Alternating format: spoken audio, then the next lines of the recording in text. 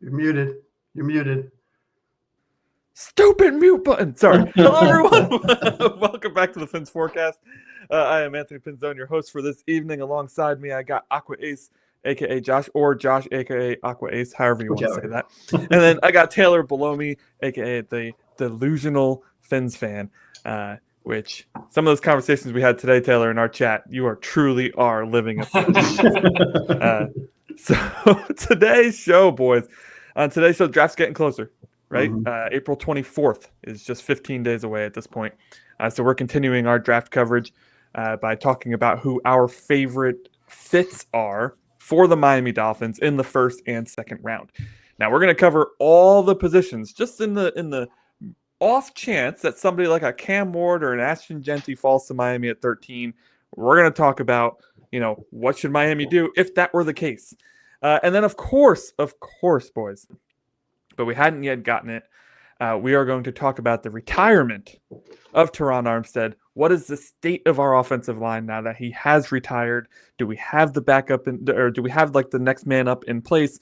Are we going to fill that in the draft? There's just so much to talk about here. So let's just rock out to this intro real quick, and then we'll get into it.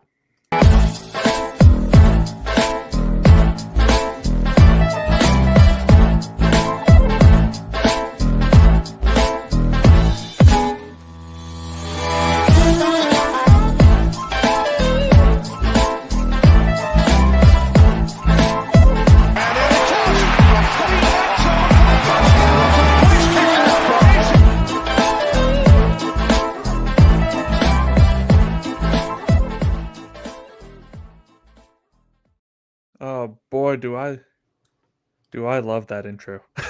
Now be honest. Did you just double check that you were muted? I did. I had to check it for a sec. I was like, wait, am I muted this time? No, not muted this time. Great. Good start to the show here, boys. Fantastic start.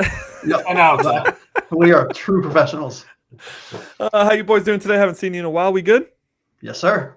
Yeah. Can't wait. I'm excited for this topic. All right, let's go. So jumping right in, Terron Armstead, our left tackle for the past few years, has decided to hang it up. He's 33 years old. He was a third-round pick. Can you believe that? A third-round pick. That's crazy. By the New Orleans Saints back in 2013. Fantastic job by him. He signed with us for a 5-year, $75 million deal back in 2022. He ended up spending, using up 3 years of that deal before obviously retiring. Just such an impressive career. 12 seasons, 1 All-Pro, 5 Pro Bowls, 7-time team captain, which is huge. That's insane. Just an absolute beast. I remember when we signed him thinking to myself, does this guy have anything left? He had already faced a lot of injury issues in New Orleans. And then, he's coming over to Miami on this huge deal, right? 5 years, $75 million in 2022 was crazy. That's a huge deal. Yeah. So, I do think that he lived up to that deal in a way that he could. His body was failing him left and right. I do believe that's why he retired.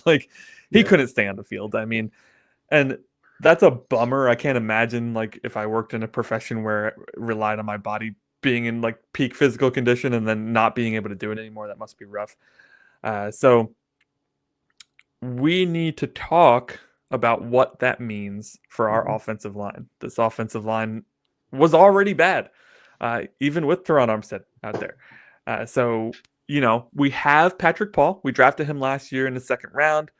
Armstead gave his full endorsement of just plugging Paul into that position. And Paul does have the size, and in situations where he was required to jump into a left tackle position last year, he played fairly well. To quote Armstead, he said, "He's the guy. It's his time. He knows it. He'll be ready. He's a worker. He's talented, and if you put those two together, you will have success." So let's talk about the Terron Armstead career first. Josh, thoughts on that? Yeah, I mean, look, played 135 games, started 131 of them, right? I mean, you mentioned it, 5 Pro Bowls. A leader on and off the field, had, I don't know what his camp was called, where he would actually, every offseason, he would bring in offensive linemen from around the league, not just college players, some college players, but mostly pros. and do an actual offensive lineman camp dedicated to technique and positional drills and studying the playbook and watching defenses and studying their positions. I mean, it was really, really cool for him to be on our team. It was really cool to watch him on the Saints, right? I mean, I was a fan of his just because he's a really good player, but it was really, really cool having him on the team, being that clear and evident captain, one of the many captains in the locker room that people respected throughout the organization. And the fact that we got to see him for, what was it, 3 seasons, something like that. 3 seasons. He was hurt for quite a bit. So yeah. I mean, was a blessing. I mean, really, genuinely. I mean, we saw one of the greats, right? In my opinion, one of the great left tackles in this league, in the history of this league, in my opinion. We got to watch him on Sundays, which was really cool, and to watch him grind out some of these games where he's got one, and to call it one good leg is generous, but the fact that he'd go out there consistently when he could. I mean, to your point, he didn't miss a lot of games, but he was a warrior, man. He really was. He will be missed. Yeah. Started to see him get beat more last year too, which was not something you saw when he was on the field. He didn't get beat. That was just what you had been accustomed to. But that wasn't really the case last year in the games he played. It was losing a step for sure. What do you think, Taylor? Yeah, a lot of what Josh said. I'm not sure where Armstead's going to rank in terms of all-time tackles. Don't know if he'll ever get, the gold jacket treatment, but for the Dolphins, man, I think he was a fantastic left tackle, even considering the injuries, man. I mean, he didn't miss time, but one of the things I really liked about him is you couldn't say he wasn't tough because he played through a lot. He kind of had that, I would always say on field, like whenever Big Ben played, if he wasn't injured, he wasn't playing well. He has a little bit of that in his game as well. Yeah. But yeah, man, I think it's going to be a massive loss for this team, and we'll see. We will see. Absolutely. I do think the endorsement is huge, specifically the he's a worker part, right? Like Terron Armstead's not a guy that's just going to come out and call a guy a hard worker if he's not. So that's like a great thing to hear about, Patrick Paul, especially at a time where, we're about to dive in to our confidence in Patrick Paul. But I will say, just to dive into this, is that the offensive line doesn't look so bad, right? Patrick Paul at left tackle. We got James Daniels playing left guard. We got Aaron Brewer at center. Right guard is the mystery spot. And then Austin Jackson potentially at right tackle if he comes back healthy, which I think he's on pace right now. So hopefully that all works out. Now I know a lot of pegs need to fall into the right holes here in what I just talked about, but we're in the off season, so we assume everybody's healthy 100% of the time right now. That means we are a right guard away from having a very solid offensive line, assuming that everything goes well. Taylor, what is your confidence level in Patrick Paul sliding over? He's not going to perform at a Terron Armstead level, but performing at a level that is good enough to keep Tua upright and keep this offense moving. I'm probably, on a scale of 1 to 10, probably about a 6.5 out of 10, which I feel like is very fair for how he played. I'm not a big fan of how he played at right tackle last season. No. But when he was asked to come in at left where he's kind of used to it, I thought he played pretty well overall. He still showed a lot of the flaws I thought he had at Houston, but this is a player who has a lot of upside, and being a year sitting with Terron Armstead and just absorbing the knowledge he knows, I'm not discouraged. I think that's the best thing I could say. I'm not discouraged, which honestly, considering how much Paul played last year, I could very well have came on the show today and been like, yeah, man, I'm not excited at all. Paul's going to suck. So at least I'm not doing that. I'll be honest. I mean, I'm not usually, and most people who watch football, you're not usually paying attention to the offensive line. The only time you notice them is when they pancake somebody or when they get pancaked themselves, right? Exactly. I didn't notice Paul that much, which is a good thing to me. Like when he was filling in, he wasn't making monster mistakes that were easily noticeable. So to me, that's a good sign. Josh, where are your thoughts on Paul sliding into left tackle? Yeah, I mean, I'm actually very optimistic. I'm not to the level of, hey, we have a new Pro Bowler. That's yet to be determined. But 338 snaps last year, only 5 penalties, allowed 3 sacks. As a rookie, playing part-time, having to come in cold, having, and those stats are including his stint in week 18 at right tackle, which was a bad choice. He's not a right tackle. He's a left tackle. I believe, was it Andrew Whip? I can't remember the offensive lineman that said it, but they said, if you're a left tackle and you get switched over to the right, it's like trying to wipe your butt with the wrong hand, right? With your non-dominant hand, right? Mm-hmm. I'm actually, from an offensive line as a whole, I'm spoiler alert, there's a hot take that I actually fully agree with that's coming in later in the show if we can get around to it. That, if you look at the lineup that you outlined, Anthony, we're either a rookie or a post-draft vet away from having in my opinion, injuries notwithstanding, a very solid top 15 offensive line, which is all we could ask for right now, right? And that's at its base. If Paul plays notably better and AJ's playing back, how he was playing pre-injury, and Daniels does well at guard, I think we have the potential of having a very solid offensive line. Not a great offensive line, but a solid one, which as Dolphins fans, we all know, hey, we'll take that. We'll take that with a smile. Like, I have seen some fans talk about, like, Daniels, like, getting our injury-riddled guard to play. No, that Achilles injury was his first big injury he's had in the pros. And, yeah, it sucks that we signed him a year after that, but I'm far more confident in James Daniels at this guard position than Eichenberg or Rob Jones. Now, unfortunately, Eichenberg's still on the team, and I think that's where a lot of the pessimism comes from, understandably so. But, like you guys said, and Josh, like you said, we're one rookie, one vet guard signing away from being, honestly, for me at least, pretty happy with where the offensive line is compared to last season. Yeah, if we're looking at a top half of the league line, I'm pretty pumped about that. I think there's a real lack of depth right now, which that's just the NFL, especially at offensive line. There's no team carrying a sixth offensive lineman who is a Pro Bowler. That's not a thing anymore. So yes, we brought back Liam Eichenberg to help fill that role. We signed Larry Borum to help fill that role. Hopefully he doesn't have to start. I know, Josh, you have some confidence that he could if he needed to. In a pinch. Confidence as in it's not Liam Eichenberg. So, the reality is that if Brewer and Jackson are out there, they are able to mask a lesser right guard's, shortcomings there. They did it at the beginning of last year before AJ's injury. Eichenberg was in there, and we had a serviceable offensive line, looked pretty damn well. Yeah. Right? Until AJ went out, and then Brewer went out, and for I think he was injured for like a quarter or two or whatever, and Eichenberg was like a turnstile. You know what I mean? Yeah, I would love to hear thoughts from the fans as well. I know, first and Fin fan, I'll get here to you in a second. But if you're watching late or you joined late, please leave your comments, down below. Love to see what your assessment of the offensive line is. We kind of expected Armstead was going to retire. Now it's reality. Where do you see this offensive line, given everything that we've kind of laid out here? Frozen Fin fan says, ex-lineman in college switched from left guard to right guard to center. It was easier to switch positions than it was switching sides. Yep, makes sense. And Doug Lee talked about this too when he was on as well.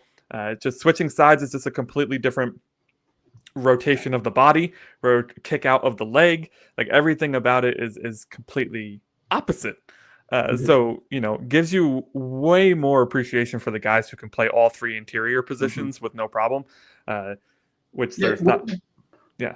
Which is why Eichenberg is, as much as he is maligned for being on this team still by all of three of us included, he can play outside of left tackle. He can play every position, right? He can't play it well, in my opinion, but if he is our very final one of two offensive linemen at the very tail end of the roster, it's not a bad thing to have, because if Brewer goes out, he can slide in ish at center. If Daniels goes out, he can play left guard. If insert other player goes off at right, he can go. So he is a Swiss Army knife. He's just a dull Swiss Army knife in more ways than one. Yeah, and I think that's a great way to explain it right there, or a great way to describe Eichenberg. A dull Swiss Army knife. That is perfect. Yeah. Very true. And listen, we gave him a 1-year, $2 million contract. He is very much the end of the offensive line depth chart.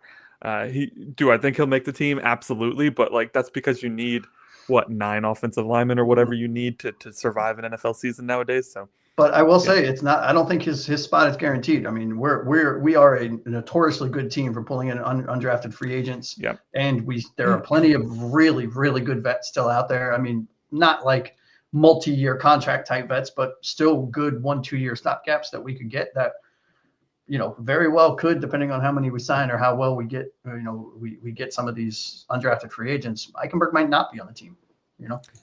Yeah, I think this is a good year for UDFAs again. I mean, the Dolphins typically have a position that's really lacking depth that a UDFA can slide in on. But I think this year there's multiple. So if you're an undrafted free agent trying to make a roster, head down to Miami. They've shown that they will give you the opportunity to actually make the team and not just have you in camp to be a body. And if there's, undrafted free agent linemen especially, I mean, you have to beat out Liam Eichenberg, which will be tough for an undrafted free agent, but you also have to beat out Jackson Carman, which is probably not as tough because he makes Eichenberg look good. Keith, I will never forget you. Oh, by the way, I hope you're feeling better, Keith, if you're watching this later, but I will never forget that poor player. Carmen came in first time of the season for 2 plays and Keith obliterated him. I mean, he looked awful. I mean, it wasn't fair. He was facing the Houston Texans' best pass rusher. I know. I think Chris that's Wheeler even buried him. Like, that's how bad he was. I just felt bad for the kid. Yeah, it was a rough day for Carmen. I mean, listen, and it's not like it's undeserved. It's not like he was a UDFA. He was a second-round pick for Cincinnati, who just ended up being awful. Yep. So Frozen would like one more starting guard. I think we definitely mentioned this. Ideally, Will Hernandez from the Cardinals or Dalton Reisner. I do like Reisner a lot. Yeah, I do. Then 2 or 3 interiors from somewhere. Yeah, for sure. Oh, sorry. No, that's fine. Yeah. So there's people out there. I know there's been a lot of talk on like talking head media about guys who are waiting till after the draft, right? Like if you are still a free agent right now, there is no pressure for you to sign before the draft, because what's going to happen is you're going to sign and then that team is going to draft somebody at your position and you're going to have lost your job. Yep. And they're talking about that with Kirk Cousins right now, about how like he's probably told the Falcons, yeah, you can trade me after the draft, because the last thing he wants to do is go to Cleveland and then Cleveland draft Shedeur Sanders, right? It makes no sense. And the other big thing to keep in mind, if you're not familiar, those that are watching, I know the 3 of us are, but there is a direct correlation between a specific time of the year and when you can sign players so it will not affect your comp picks for the following year. And that is the day after the NFL draft. So if you look at the list and you're like, well, why aren't we signing these guys? They're here. We don't want to risk. That's why every team right now is trying to, they see the appreciation for comp picks, and you can see it. I mean, look at the free agent list. There are a ton of starters still available.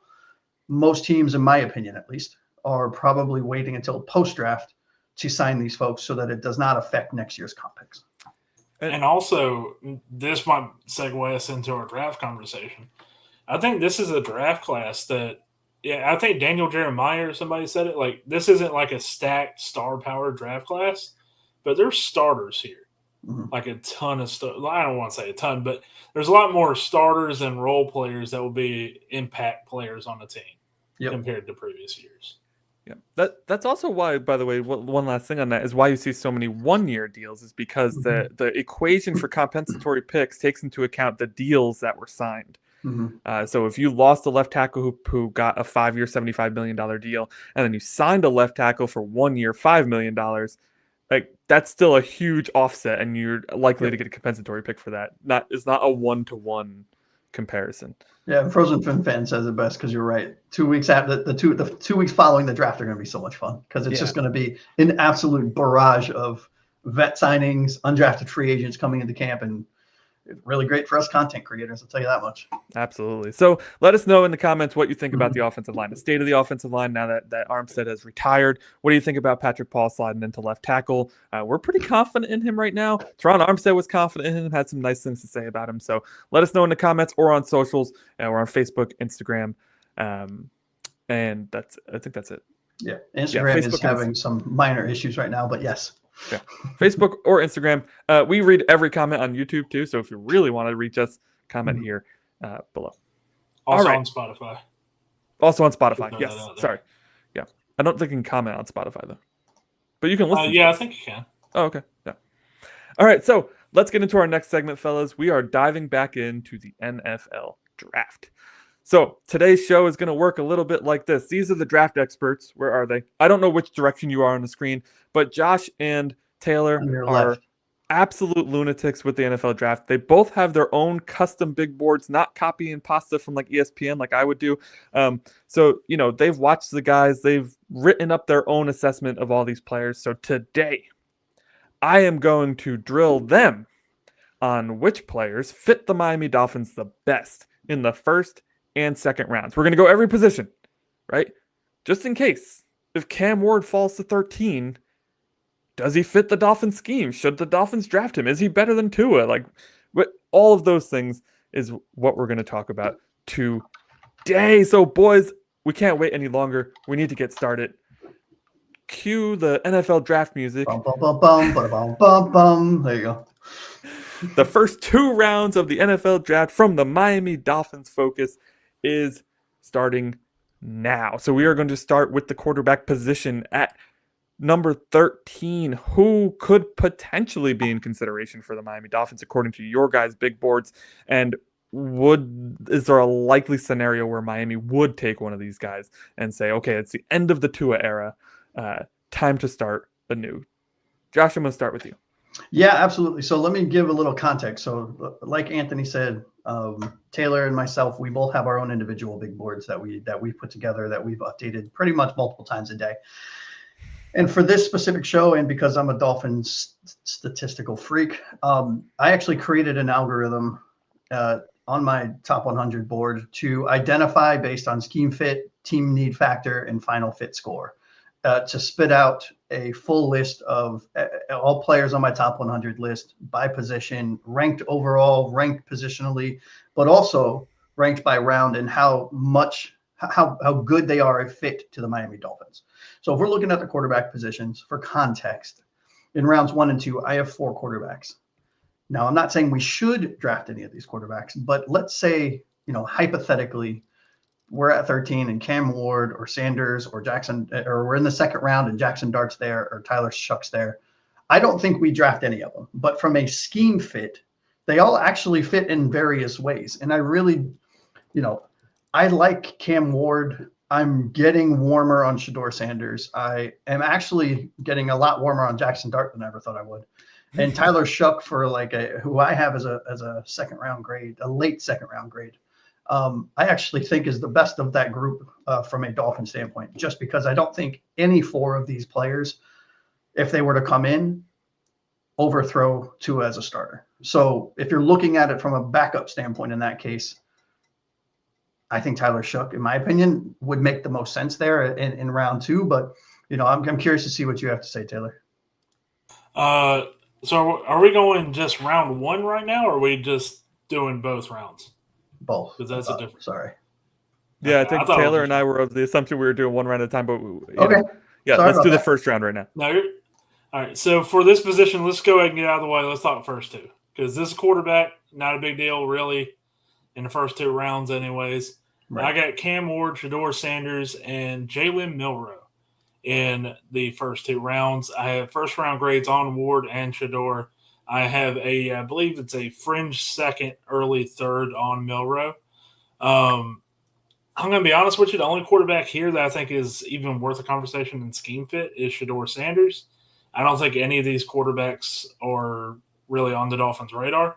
Mm-hmm. If Cam Ward's available at 13, that probably means the Dolphins should trade back and take a ton of picks. If any of Ward or Sanders are there at 13, we're trading back for sure. Yeah. If it hits a second round and Shedeur is still there, I feel like you probably should have a conversation, but that's not happening either. So I feel pretty confident just saying nobody really should be on the Dolphins roster or radar in the first 2 rounds at quarterback. Agreed. So we're not moving on from Tua this year. It's not the year. No, none of these guys are competing for a position with Tua. So let's move on to the running back position, which actually is much more interesting because the 2 names that are both very real possibilities to be on the board for pick 13 is Ashton Genty, who many see as a class-defining prospect, and Omarion Hampton, who has a lot of fans in his own right, has really shot up and down draft boards. This guy's all over the place when you look at the mock drafts. I mean, people have him in the top 10. People have him slipping out of the first. It's a pretty wild ride for a Marion Hampton if he's actually paying attention to these things. So Taylor, we'll start with you, man. I know for a fact that these are the two you have as first round grades. Yeah. Any potential Miami's going to go after one of these, or could go after one of these guys? The one that really sticks out to me is Genty if he makes it all the way to 13. I know Jalen Wright's there. I know Devon Achan's there. But I've been banging the table for Achan to move the wide receiver ever since I joined this show. I feel like since the second episode I was on this show. And I feel like you could do that, have him be in this hybrid role, put Genty as a 1-2 punch with Jalen Wright, and man, I would just run the ball every play. And the reason I say that is I have Genty as my number one prospect in this draft. I love Abdul Carter. I love Travis Hunter. But just seeing the film on Ashton Genty, he has 1,800 yards after contact. Not for his career, right? Yeah, not for his career. This is just last season. That is wild. That is the most in FBS history right there. And stats aren't everything, which is why I would suggest, go look at any Boise State game, go look at his 45 minutes of highlights probably, and I'm sure you'll see a damn good running back. So I know it's wild, and we already traded a third this year to go get Jalen Wright, but I think this is just one of those players that you have to have a conversation about, but he's still there at 13. I mean, that's a pretty bold take to even consider him at 13, given the position. Yeah. It may not be listen, the position's not as good as Genty right now. Like, I get it. People don't think Achan is as good as Genty, and where he was drafted would say as much as well. But man, do we have a lot of holes, and to take a running back would be really painful to try to grasp. But listen, you mentioned Tyler Warren a few years ago, which we'll talk about here, a few weeks ago. I wasn't that early on Tyler Warren. And I've come around to that too, so you never know. I mean, the 1,800 yards after contact doesn't impress me that much because I don't like college football. I think nobody knows how to tackle. But listen, I'm going to go over to Josh and see what he thinks about this. Ashton Genty at 13? Yeah, honestly, I am firmly in the school of, don't let good prevent you from drafting great. Right. So don't let a good positional group prevent you from drafting a potential great, because we never know, but a potentially great player. But I don't know if I could do this. Right. I only have I only have one running back ranked in round 1, and I have 6 in round 2. Wow. So Genty is my only running back that I have a first round grade on. He's the 3rd overall prospect on my top 100 for sure. He's obviously the number 1 positional rank out of all of the running backs in the draft. And I have a very high score on him. So out of 350 possible points from a Dolphins fit based on all criteria that I have him at 247 at a 350. So a really good fit for this scheme and the type of player is. But yeah, this is not, no matter how much I love Genty, there's in no world. This is similar to if Shedeur Sanders is there at 13, you trade down because a team wants him. And one more thing before I throw it over to you to Anthony, but I think I guess the way I'm looking at the first round compared to the others is more BPA, more best player available, because I like the rounds 2 through 5 a lot. Like, I feel like you can find. Well, that's the strength of the draft is rounds 2 and 3. Yeah. I want to say 2 through 4, not 2 through 5. So 2 through 4, I'm actually I feel very strongly about. We'll get into interior defensive linemen in round 2 because I have some favorites. Yeah, but that's where I'm sitting at 13. I was talking to Josh. I think I was talking with you too, Anthony, about I'm kind of the mindset that's just like, take talent because this team needs young talent. Yep. Yeah, but there is that razor's edge between just putting a blindfold on and taking the top player, no matter irresponsibly at regardless or irregardless, both actually, irresponsibly and irregardless at position. I just don't like running back with. I don't know. I just couldn't do it. It's interesting though, because I think when we're looking at these drafts in hindsight, we say the opposite, right? We're saying, "Oh, I know we didn't need. We should have. I know we didn't need XYZ at the time, but he's a Hall of Famer. We should have taken him, right?" Yeah. So Another thing that you guys said that was interesting to me is that, taking talent over like a good prospect, like a great talent over a field of good prospects, but then also mentioning like, yeah, he's also a scheme fit. Does scheme fit really matter if this is like a note? Taylor, you rate these guys with an X if they are like X factors, and I think you only have 3 of them. Like, does the scheme matter? Does what you have at the position? Does your needs? Does any of that matter if you have the chance to draft an X factor? I think it has to play in to it, right? I mean, because it's very hard when you're now, if you have a first-year head coach who's still constructing his scheme. I mean, most head coaches come in to a new position with the whole plan planned out, but you can make tweaks. But if you're someone that's established like McDaniel is now, we all have our thoughts on whether he should still be here or whether he will be here at the end of the season based on how things go. But, I don't know, man, and it's, and what I was saying earlier, Anthony, was you don't let your current positional group that's good prevent you from drafting a potentially great player. Right. And yes, in that sense, if you have if you think that a player is generational, like this is the next Ricky Williams, okay, maybe, right? Maybe you have that conversation and you have a very serious conversation about it. But if it's just, hey, this guy's going to be good, this guy's going to be real good for the next decade. Okay, then it's really funny you say that because Taylor's comp is Ricky Williams for Ashton Genty. To be fair, I hate my player comps. A lot of it is just based on measurables or, whether or not I'm like, hey, he kind of has that play style. Because a lot of people go like, oh, he's going to be as good as Ricky Williams. I'm not saying that. It's just. See, I have Alvin Kamara as a player comp for him. Just like a heavier Alvin Kamara. I love player comps. I go to this website, Taylor, and I literally just look at the player comps. I'm like, how good is this guy going to be? Oh, Marshawn Lynch, that's pretty good. That's exactly what it's going to be. He is definitely the next Marshawn Lynch. Yeah. What could possibly go wrong? All right, so listen, I think the key thing we focused in on with the quarterback and the running back is that if a quarterback falls to 13, or if Ashton Genty somehow falls to 13, the best move for the Miami Dolphins is to trade back. I mean, our 3rd round pick is barely a 3rd round pick. It's like the last pick in the 3rd round. It's practically a 4th. You're going to be waiting forever after our 2nd round pick to see that next pick for the Miami Dolphins because it's a compensatory pick. So it's all the way at the back of the 3rd round. Yeah, and I'm going to be honest with you. That trading down should be in the conversation, regardless of who's there. Yes. If I'm being completely candid. Absolutely. Right? But we're not here to talk about that. No. So let's move on to wide receiver, boys. I imagine that this isn't as strong of a wide receiver class as last year. I've heard people say that, Brian Thomas Jr. would probably be the number 1 wide receiver in this year's class. I think so. So I see Taylor has 4 guys as listed as 1st round picks, and that includes Travis Hunter. Josh, I'm not sure how many you have up there, but we're going to start with Taylor on this one. And today's news about Tyreek Hill, I think, has made this more possible, I'll say. And Travis Hunter, of course, this is obligatory, would draft immediately, but he's not going to be there. He's going to be top 3 pick, guaranteed. That leaves Matthew Golden, Teteora, T-Mac McMillan, and Emeka Ibuka. I'm sorry, what was his first name? One more time? Just one more time. What was his first name? Which one? Tet McMillan. How do you pronounce his first name?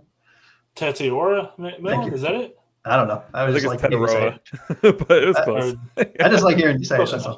I usually say T-Mac. Out of that group, I have Matthew Golden as the player that most interests me, I'll say, for the Dolphins as a possibility at 13. Other than that, T-Mac, I feel like he's not as explosive, and that route tree isn't necessarily what you see the Dolphins with Jalen Waddle and Tyreek Hill.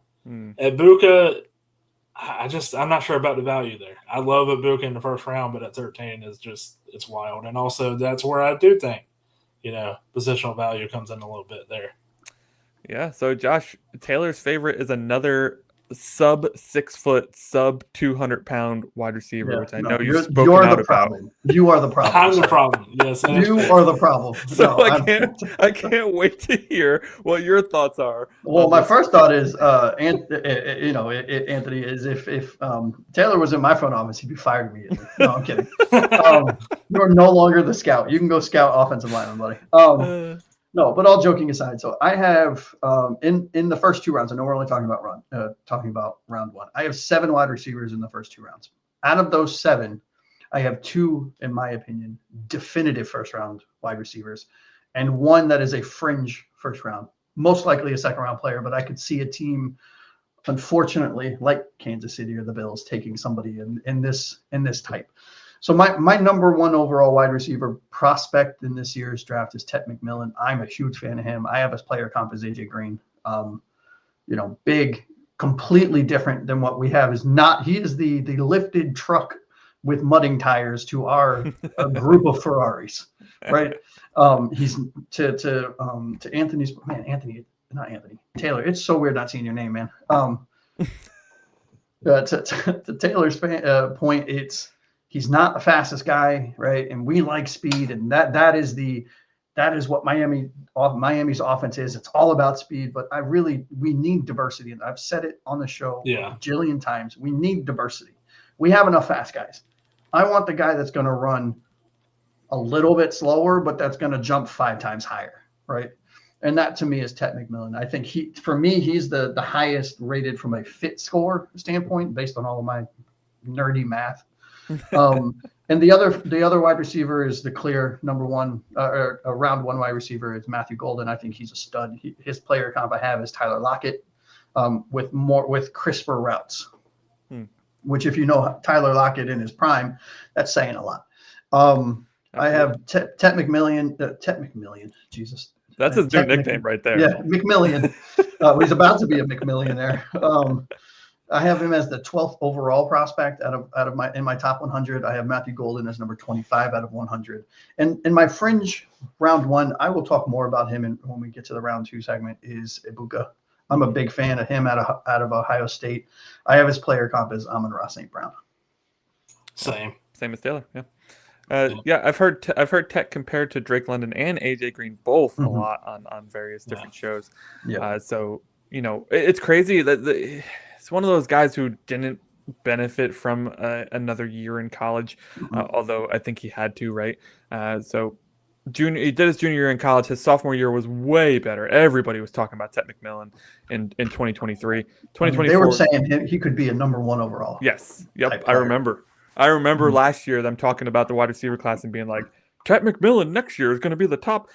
He just didn't have the season that he was hoping for there. So it's amazing. He's still like the first wide receiver prospect, likely the first one off the board who's not named Travis Hunter. I will say, I do think where he's my number 1 wide receiver prospect, I do think Golden probably goes first. Okay. Because he's the faster guy. He's the Ferrari. They're both really close. They really are. And when I say, like, I'm not big on McMillan with the Dolphins, it's not a shot to McMillan as a player. It's just, I do look at that 2023 film, and maybe it's more so like he's going to return to form in 2025, but there is a difference in that explosiveness, especially from the jump with McMillan. But he's a really good football player. He should be a round 1 prospect regardless. Yeah, I think, in terms of fit for the Dolphins, I do think even if we end up moving Hill, which would likely be a day 2 trade. Yeah.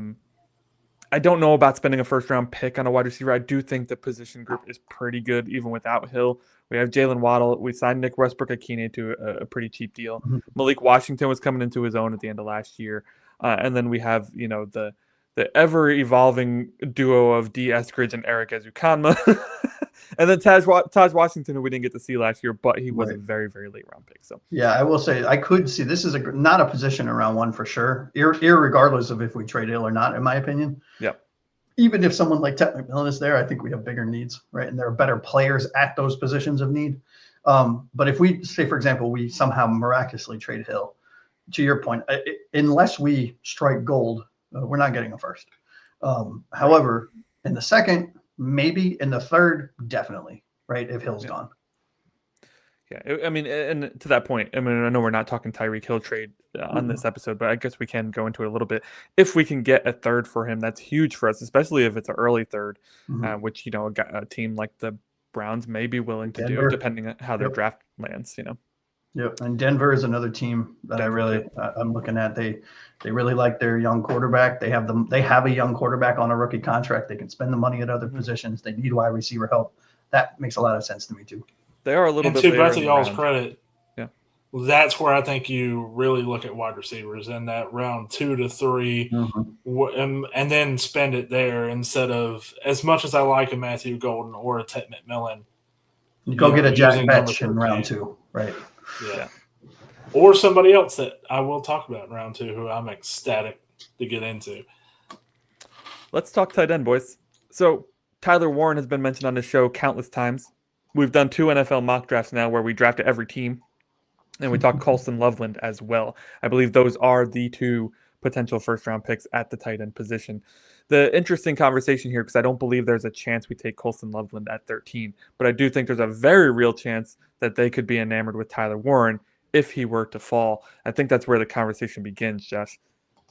Yeah, you nailed it, right? So round 1, I have those exact players. Right? I have Tyler Warren as my 5th overall prospect, number 1 ranked tight end on my top 100. I have Colston Loveland, 24th overall prospect, ranked number 2 tight end.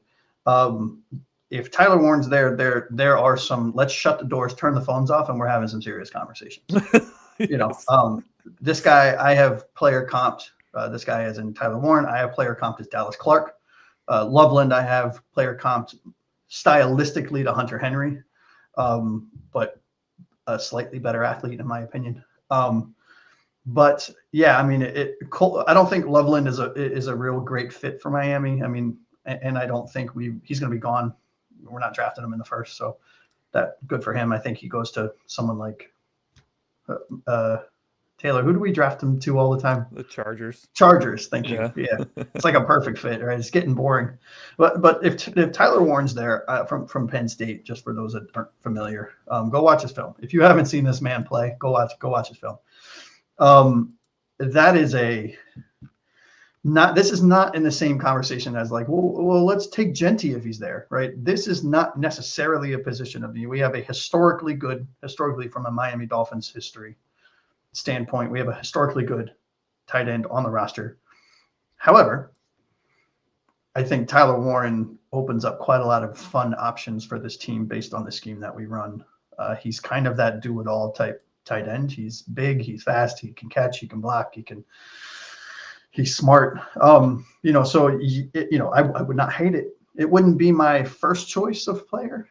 And I would also entertain, if he's there, maybe a trade down scenario where you pass him to collect some draft capital to the Colts, for example, right? Or something like that. However, yeah, this player, I'm a big fan of his. I really am. I really, really am. Before I jump to you, Taylor, I truly believe that this perfect marriage is Tyler Warren and the Colts, which puts us at an advantage because I called Indianapolis and I say, I'm going to take Tyler Warren here. Unless you want to trade up the 1 spot, throw me a 4th, let's say, and then you can have him, right? And that's one of the easiest trades I could see ever happening there. Yeah. Taylor, you've brought up Tyler Warren long time ago. So your time to shine years ago. Years ago, many years ago. Yeah, before he was even born even. So it's up to you now to determine if you still like this selection at 13 as a potential pick at 13 for Miami. Everything Josh said. I have him. We were so close, Josh. I think you said he was 5th on your board. Yep. He's number 4 for me. Yeah. So we were really close on that. I mean, he just also brings, on top of everything Josh said about he can catch, block, all that stuff, he also just brings this attitude. And we talked about for months now, like, hey, at least for me, like, I don't necessarily want the team to be better skilled. Of course I do. But what I really want is more attitude to the team. Have a little bit of, like, urgency to both sides of the ball. That was clearly lacking at the end of last season. And Tyler Warren brings that in spades. He really does. And the last thing I'll say, because I don't feel like getting into the whole conversation again, I think it's just kind of similar to the Jency conversation for me. Whereas, can you pass up on what I think is a clear top of the draft talent just to pick somebody who, in my opinion, is A lesser first player. rounder, but yeah, just not as top tier, I would say. See, I see this differently than the Genty thing, because I think with the Genty thing, the problem I have is that we have two young up-and-coming running backs. True. We do not have a young up-and-coming tight end. We have a guy who's been on 4 teams in Jonnu Smith, who had a terrific season for us last year. 88 for 884 and 8 touchdowns is a big year for a tight end, especially in a Dolphins uniform. But he's not Tyler Warren. He doesn't have the athleticism as Tyler Warren. He doesn't have the blocking skills that Tyler Warren. He's Tyler Warren light, which is crazy because Tyler Warren hasn't played it down in the NFL yet. I think that Tyler Warren should be a serious consideration here, especially if they believe they are going to trade Tyreek. Because then there is no pressure to take another wide receiver if one you want doesn't land, because you got the 2 tight ends set. You got 2 playmaking tight ends that'll be out there alongside of Jalen Waddle, alongside of Westbrook Akine, and alongside of Washington. So I think this one is more realistic than Genty in terms of like, could it happen? Yeah, especially and not to talk about Genty real quick again, not to go backwards, but I saw the press releases of Jalen Wright in the weight room. That dude looks like Genty right now. So I mean, not that Does he run like him though? Is the question. Well, that's the thing, right? It's he's faster than him. He certainly is faster than him, but he looked like he put on a solid 15 pounds. I'm not saying he did, but the dude is huge right now. And Anthony, to your point, Jonnu Smith is only under contract for 1 more season. Yeah, they did not extend him like we thought. Yeah, that's where it is different from the Genty conversation. But I think where I'm coming from is more just from that talent point of view. Yeah, but totally get like it is different from like a roster depth chart. Yeah, I think I'm just setting the expectation that like this is a very real possibility. And when we say that tight end's not a need, it's really not a need for just this year. Because next year it's once again a need, right? A huge need. Yeah. So let's jump into a position that I think we all really want to talk about, and we have been talking about for a while, and we've probably talked about a lot of these players already. So if you feel like you're a parrot at this point, feel free to, shorten your analysis. But that's the offensive line. We're clumping them all together. Tackle, guard, center. There's probably 7 to 10 of these guys in the first round, depending on who you are. I don't remember who I went to first last time, so I will go to you, Josh, to start us off. Yeah, honestly, maybe my number's a little low. I only have 5 offensive guard and offensive tackles in round 1. I'm not saying that's how many more will probably go, but for me, giving them a first round grade, I have 5 of them. And in order, it's Armand Membu, Will Campbell, Gray Zabel. Hold on, where did I stop? Oh yeah, Gray Zabel, Kevin Banks Jr., and Josh Simmons. And they are in order. Now I have them split out by tackle and guard. So I have Membu as my number 1 overall tackle for the first round, as my number 1 overall tackle. My 8th overall player, Will Campbell, I have as my number 2 ranked offensive tackle, even though I believe personally he's probably better suited for guard. As my 15th overall player, Gray Zabel, who's a definitive offensive guard out of North Dakota State, as my 4th ranked offensive guard, ranked 41. And then I have Kevin Banks Jr. And Josh Simmons, who are 17 and 30th overall. Now, the reason I have a 4th ranked offensive guard above the 1st and 2nd is because I'm looking at for the Miami Dolphins, right? I think Gray Zabel at offensive guard is a better fit than Kevin Banks Jr. and Josh Simmons. That is not a slight on them. I think they are overall probably better quality talent, but from a fit and talent standpoint, Gray Zabel is kind of the top tier guard, in my opinion, from a Miami Dolphins standpoint. However, if Membu's there on the board or Will Campbell's on the board at 13, I'm not answering a phone call. I'm taking them and I'm running with it, right? Such a tough conversation around Zabel because I think many people have him going end of round 1, early round 2. And that doesn't bode well for us because that means we're not getting him come back. So if they really like him, they have to take him at 13, which Right. some would consider a reach. Mhm. Taylor, what are your thoughts? Yeah, I really like I keep wanting to say Greg Zabel. Gray Zabel from North Carolina or North Dakota State. Good God. Oh, you're ruining this man's I name, know. I college. can't get anything right. I can't You get know, anything right. he's a tight end, right? I see. I have him at center. That's funny. No, for real though, I do have him listed as a center. I think he can play guard or tackle. Mhm. Kind of what I have in my write up here is like, hey, did you want Graham Barton last year and you didn't get him? Here's a second chance. So, Pretty much. I would not be upset at all with Gray Zabel at 13. I really wouldn't. As for other picks I have, Armand Benmu, of course, Josh Simmons, Josh Connerly Jr., who I have as a fringe first. Mm-hmm. Over at guard, I got Will Campbell, Tyler Booker, Kelvin Banks Jr., and Donovan Jackson. Now, the thing about Donovan Jackson, the guard out of Ohio State, is he does have a second-round grade, but he is my 31st ranked player. I don't have 32 first-round grades. So I guess he does slot into the first round here. I kind of want to talk about Will Campbell for a second. Let's do it. If you guys want to. Sure. I get the short arms, and it's what everybody wants to talk about with Will Campbell. But, man, that leadership quality and what everybody talks about with him, that's something this team needs. Especially, we kicked off the show talking about Armstead. Talk about, like, it's a big shoes to fill, but I think you're looking really good if you go get Will Campbell at 13. Yeah, I couldn't agree more. And I when I said I think he slots better at guard, I think he slots better at guard for Miami because we have solid tackles, right? You put him next to AJ on the right side, that side of the line you don't have to worry about, which happens to be to his blind side, right? But that's great. If he gets drafted somewhere else, I think there's a solid potential that he's a tackle. And now I don't think he would be as successful, but that is not a slight on him at all. And the only reason I mentioned the short arm thing for him is to bolster my idea of him playing guard, right? Because you don't need to have long arms. It's preferable if you have shorter arms, at least in my opinion, based on watching film, allowing you to play in a phone booth at guard, right? Yeah, I'm really coming to grips here with the fact that Will Campbell would be a really good selection at 13. Yeah. And this, I feel like, has changed monthly. I think, when we first started the conversation, Kelvin Banks Jr. was the hot name.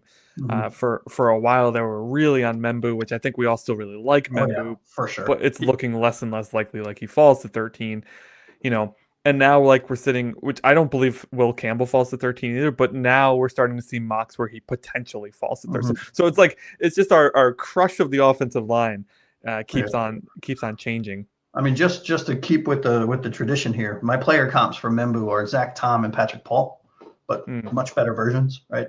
Will Campbell is Ryan Ramczyk. I mean, if I told you we could get a Ryan Ramczyk for sure, I mean, sign me up, right? Yeah. Gray Zabel, I have Cordell Volston in the SU comp.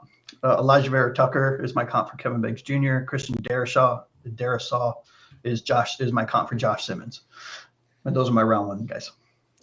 Yeah, and we're not going to go into it now because we've gone into it plenty of times before. But to Douglas' point, Greer doesn't draft guards in the first round, so it would be a surprise to see one of these guys be the pick, but a very happy surprise, I think.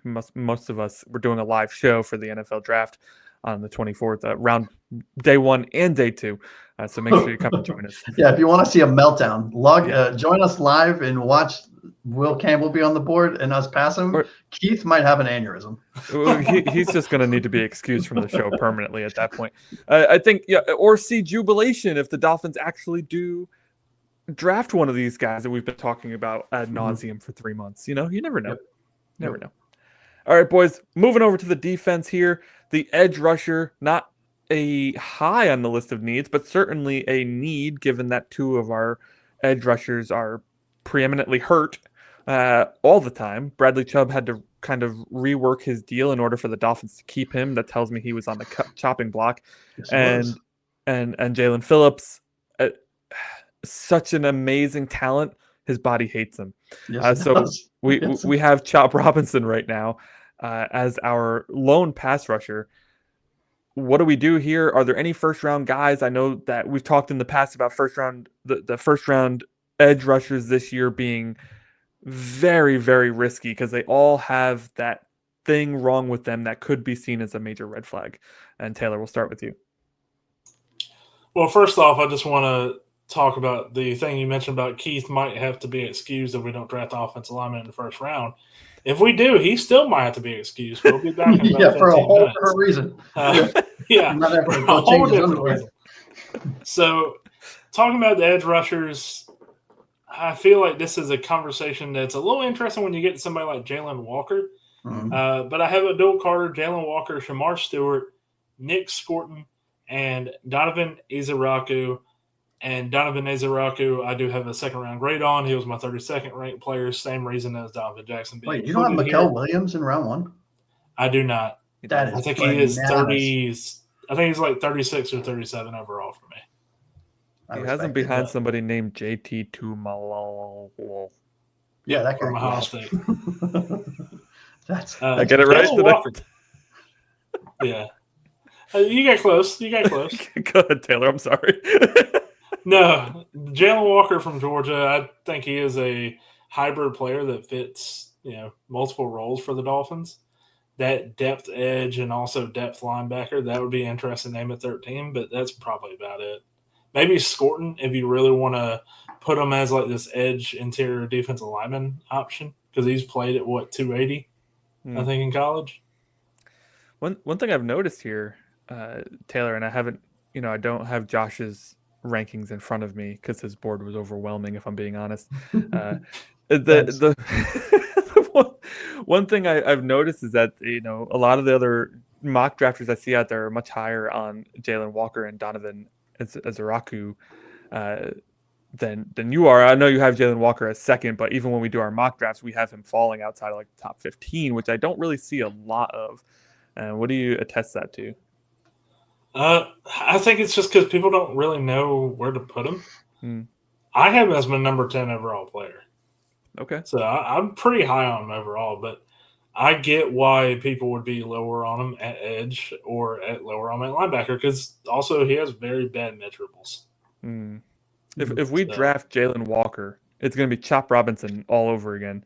The people will be out with the axes and the pitchforks until week 6, and then we'll be like, I love this guy. Yeah, when Walker and Robinson are smacking into each other with the quarterback in between them, we'll be like, "Oh, we were wrong. Sorry. Yeah, oops, we didn't see that one coming." Yeah. Josh, what's your take on these edge rushers?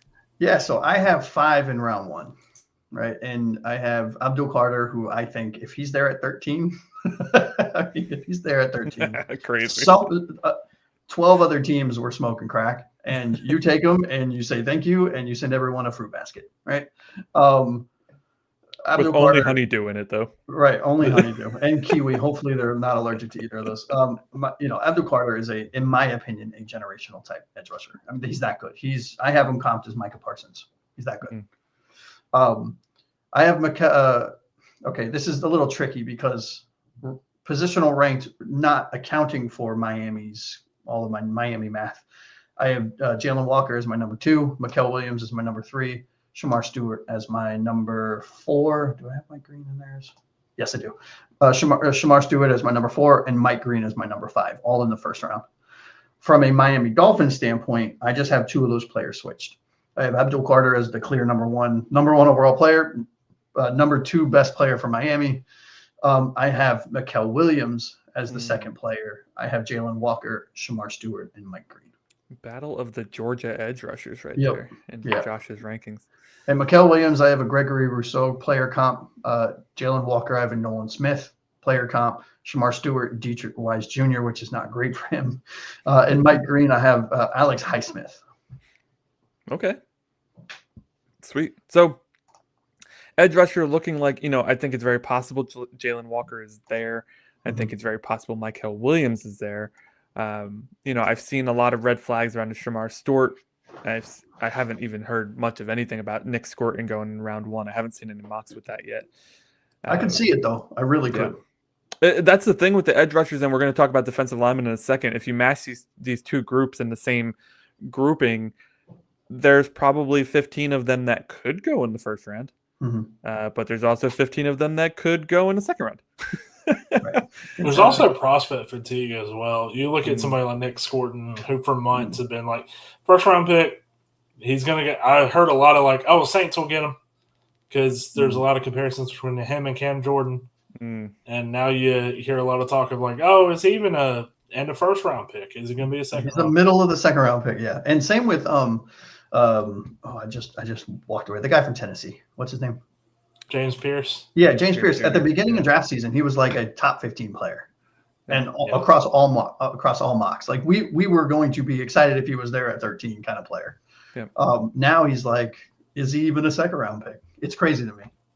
Yeah, his mock draft, like if we were to do like his earliest and his latest, is insane. It's nuts. Yeah, like there's many people out there who still believe he's a top 10 pick. And there's other people like Taylor himself here, I was looking at his board, that believe he's going to fall potentially to the third. I'm a little hurt that you have his picked up and you don't have mine. But that's because I didn't make yours pretty like I made his. That's on me. That's my bad. Selfish. I'm going to add in here, Josh, I really like your draft board. I think it's fantastic.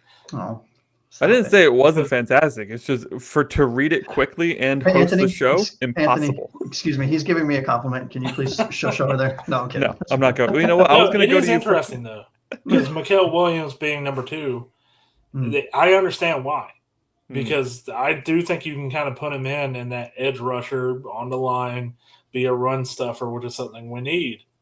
So I get it. From a Dolphins standpoint, he's number 2. From my overall in the positional room, he's number 3. So what I'm hearing is he's number 2. All right, let's move on to the defensive line, boys. This is a position that we desperately defensive line. Sorry. Yeah, defensive line.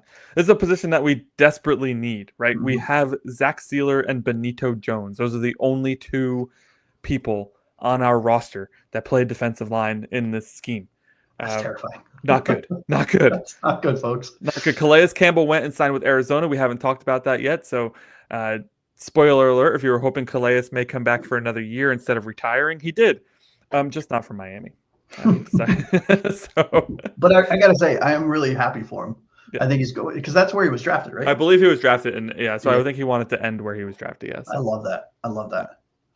All right. So looking at the defensive tackle position, Josh, I am going to start with you. Yep. But I want to talk. I want to start with Walter Nolan because this is guys similar to what we were just talking about with edges. This is a guy that I see rising up draft boards very quickly as we get closer to the draft. Yep. Yeah. So Walter Nolan, defensive tackle. Excuse me. Wow. Defensive tackle out of Ole Miss on my Miami Dolphins top 100 list. He's number 3 for me, behind Derek Harmon and Mason Graham. But it's very close. I mean, it's very close with Derek Harmon. Mason Graham is head and shoulders above. I think I have him as my 2nd overall best player available from a Miami Dolphins standpoint.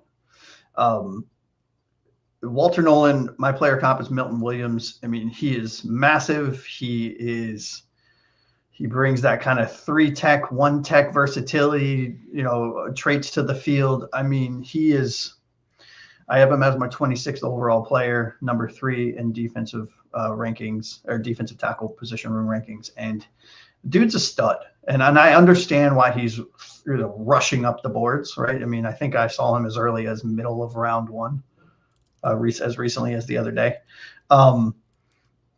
That being said, I think Mason Graham is head and shoulders above everyone else in this position room. From a Dolphin standpoint, I mean, I do like Harmon. I do like Nolan. I do like Kenneth Grant. The other player I have, those are the ones that I have in round 1. I have a ton of them in round 2. But, Derek Harmon out of Oregon, Dalvin Tomlinson is my kind of, he's a true run stopper. That's what you bring him in for, which is why he's number 2 on the defensive tackle board for Miami, because we have somebody that is amazing at the defensive tackle position already. I'm trying to blank on his name. What the hell's his name? Sealer? Thank you, Zach Sealer. So you pair Derek Harmon next to him, and you don't have to worry about penetration because you get that with Zach, but you get run stopping ability with him. Mason Graham gives you both.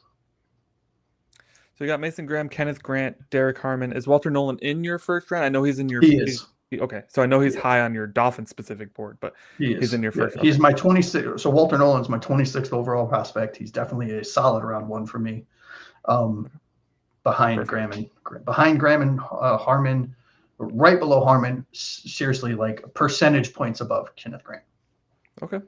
Taylor, do you see this playing out similarly? Yeah, I have Mason Graham, Kenneth Grant, and Derek Harmon as my first round grades. I really like Derek Harmon. He was somebody who was like a fringe first to me, but like over the last week, he's come up to 16th overall player on my board. Wow. It's the lanky arms, man. Yeah. There's something about his ability or the potential for him to barrel through the line, put his hands up, and just run towards the quarterback. The problem is, like, my only issue with him as a pass rusher is once he gets through, he has no plan. No. There's no plan, no breaks. He's just like, I'm seeing you, and I am laser focused on getting to you. But, man, he's somebody who I think is a perfect fit for this team. Mm-hmm. Mason Graham as well. It's a lot of what you said, Josh. I know there's a lot of talk, too, about can he pass rush? Yes. I think he can. I know the arm length isn't great, but that wrestling background, I think, comes into play. I think. And who do we both have Mason Graham? We both have the same player comp for Mason Graham. Who is it? Christian Wilkins. I mean, that should tell you everything, right? Because this team and this fan base loves Christian Wilkins for reasons, right? It's the time of year where everybody over focuses on height, weight, speed, all that other crap instead of looking at the tape. Trust the tape, right? It's a saying for a reason. Yep. Taylor, and the thing about Wilkins yep, too. sorry. No, you're good. Like the thing about Wilkins too is like he was a run stuffer coming out of Clemson, and then he can't really rush a passer. Well, those last two seasons in Miami, I think the last one in particular, he was a pass rusher. He had a lot of sacks. It earned him one sweet contract over there. Yeah. In What Las was Vegas. it? 120? A lot of money. It was 120 million, I think, over five or 6 It made the Sue contract that we gave out look like pennies. Yeah. It was nuts. All right, this is the one position, guys, that I feel like defensive tackle, or defensive line, I would be absolutely 1,000% okay if we took Graham, Grant, Harmon, or Nolan at 13. I just wouldn't care because it's such a big position to need, and these four guys all have such big positives, and I just think getting a guy to line up alongside Sealer is super important. Yeah. Agreed. And there's arguments. So my top needs for this team and my order were before doing this. What happened to? There we go. My top needs for this team before this show and before watching some of the tape on these defensive tackles, because I knew we were going to talk about was cornerback, defensive tackle, and safety.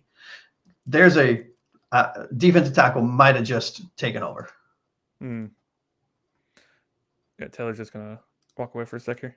Right. Yeah, the defensive tackle is just. I think the players are better too.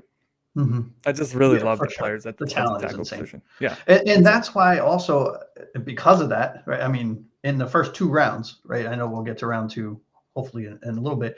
I have nine players, right? And I don't have nearly that many in the safety or cornerback room, which is why I think, you can draft one of the other positions of needs in round one and still get a very, very good defensive tackle in round two if that's the way you want to go, for example. Yeah. Now let's jump to a position that isn't necessarily somewhere I see Miami going in the first round, but I could see them going later just because of the signings that we've made at the linebacker position. We still have whatchamacallit in the middle who was really good for us last year, Brooks. We re-signed Tyrell Dodson. We signed KJ Britt. We signed Willie Gay. We still have Channing Tindall for some unfreaking known reason in the universe. I swear he's got something like dirt on one of the coaches. It's just such a shame. He was like our first pick that year, wasn't he? He was third round, something like that. Yeah. Second round, third round, something like that. Whatever. Yeah, I think it was. Anyways, looking at the linebackers, I see two guys stand out. Jihad Campbell, who has been on Josh's hot list for a while now, and then Jalen Walker over there. Ooh, I don't have Walker on my top 100. In George. Oh, interesting. So let's start with Taylor then, and then we'll hop over to Josh to see the difference. You're So muted. I get Jahad Campbell is my only linebacker because I have Jalen Walker listed as an edge rusher. I think you get sideline to sideline tackling ability. Yeah. Prototypical linebacker. He reminds me a lot of Fred Warner. Mhm. I want to say I think you could use him as an outside linebacker, inside linebacker. His versatility there. I like his blitzing ability from the linebacker position. I do think you put him on the edge and you try to blitz him that way, it will not end well very often. He kind of will go for a spin move and then just get knocked off kilter a lot. He can cover, dissect plays. I think he's going to be a really – I really hate like trying to label people as like, oh, I think he's going to be like a top 10 player. I do think he's got that potential though. Yeah, my apologies there on the Jalen Walker thing. He is an edge rusher. So we're just talking Jahad Campbell here for first round. First round. Yeah. First round. Yeah, for first round linebackers. Yeah, same, right? Jahad Campbell, first round. 14th overall player. I have his player comp is Tevin Wallace, who out of Kentucky. I believe he's with Carolina right now.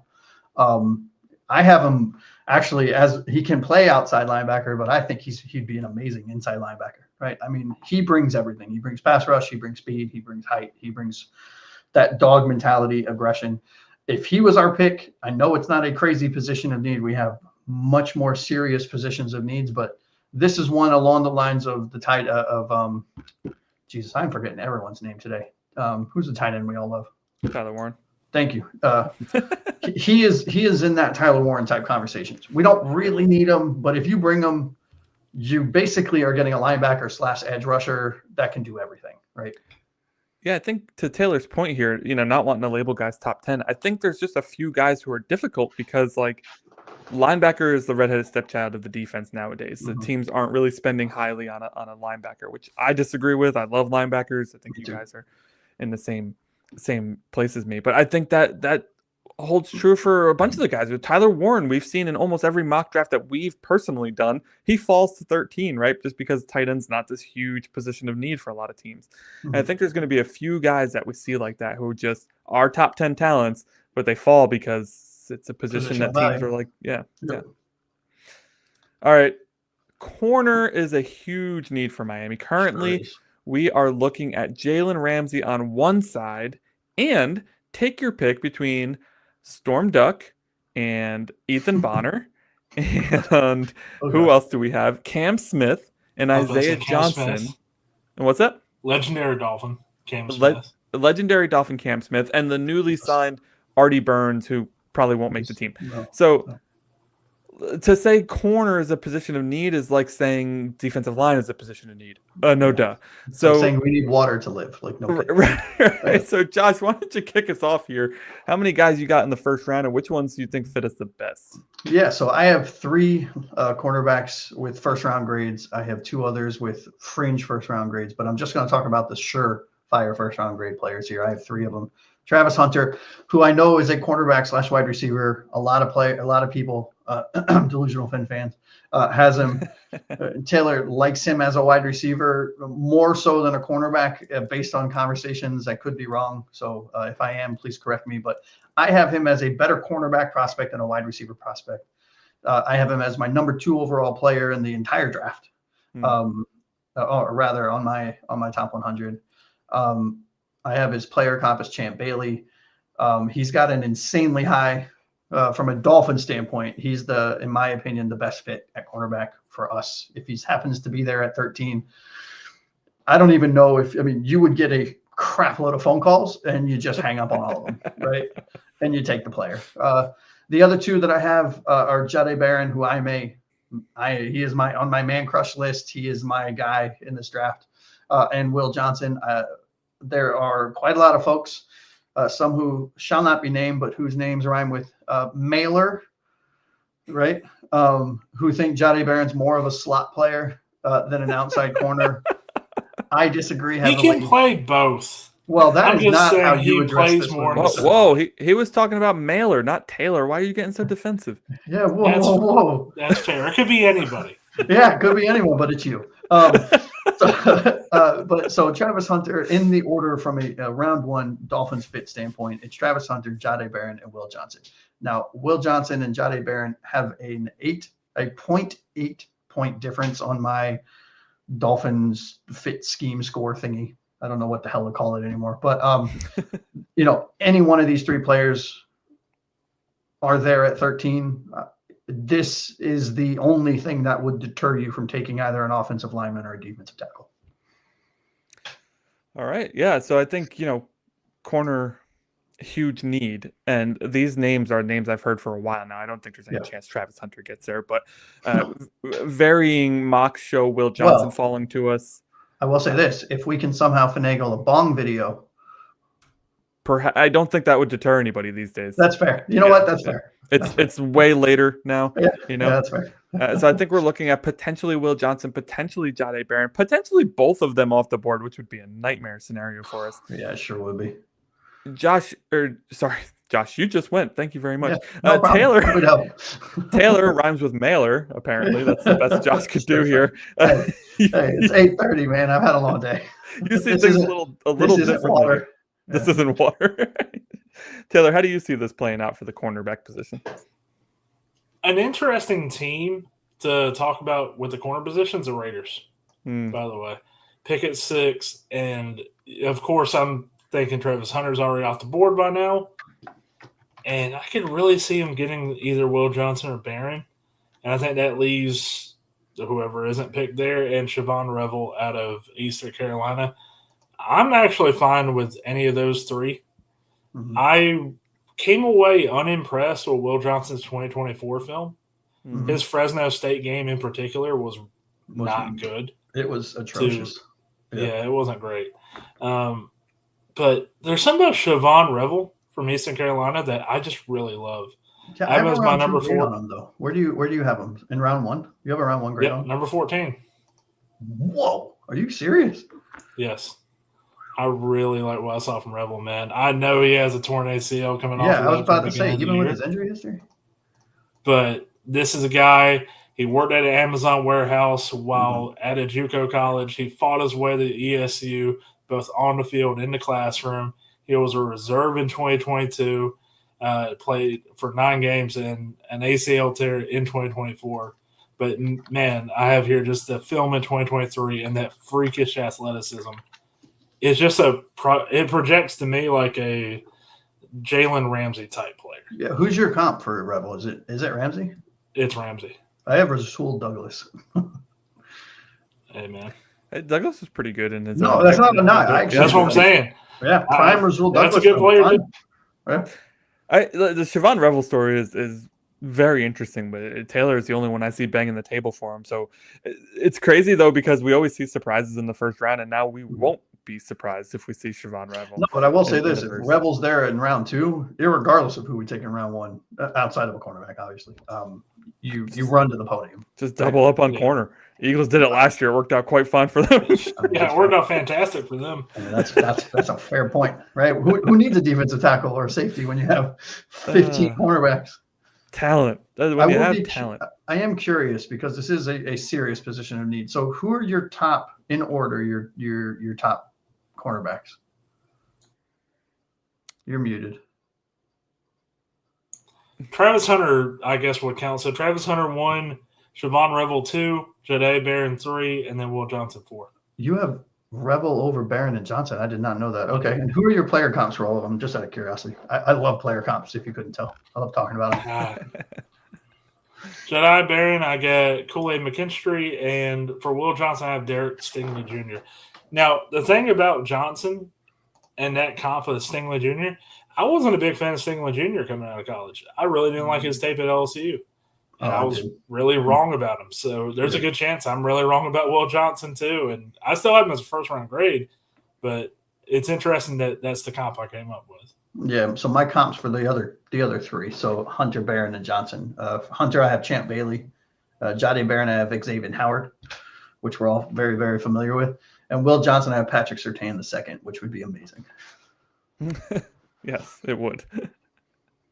All right. Last position here in the first round, then we will move a little bit quicker through the second round because we have talked about a lot of the guys in the second round but we're going to talk about them again. We're going to go to the safety position, another position of need. I know we signed Melifonwu, we signed Ashton Davis, we re-signed Elijah Campbell, but Elijah Campbell is a special teamer. Ashton Davis, for a large part, is a special teamer as well. I know there's some thought there that he could fill in as a starter, but God, I hope not, or we're in a really tough spot. And Melifonwu is often injured, so this is another huge position of need. Defense is really hurting now that we're going through this exercise. I'm realizing the defense is in a really bad spot. So, Taylor, I'm going to start with you, man. How many safeties do you have in the first round, and how many are fit for Miami? I have 2 safeties. I'm going to let Josh talk about the other one because I already know who he's going to talk about. So I'll focus on Malachi Starks. I think he does have some soft zone tendencies, and his 2024 film is not as great. A little bit like Will Johnson in that regard. But I really love his upside as this versatile player who could really line up as that center field safety. You could put him in the box. Honestly, I think you can put him in the slot at times. I really do. He's that Kyle Hamilton type to me, where you can just like throw him anywhere. And I think that'd be perfect with Anthony Weaver's defense. Mm-hmm. You know, the crazy part about Starks is, and I know we've been on the Starks bandwagon and off the bandwagon and back on the bandwagon again for a while here, is that the most popular place I'm seeing him mocked right now is the Steelers. Where are they? 10? Where they're are like they 21, I think. 21. Yeah, so just keep taking all the safety Steelers. That's fine. Nobody else needs one. It's no big deal. Josh, what are your thoughts on Starks? And then I know that there's another guy here in the first round that you want to talk about.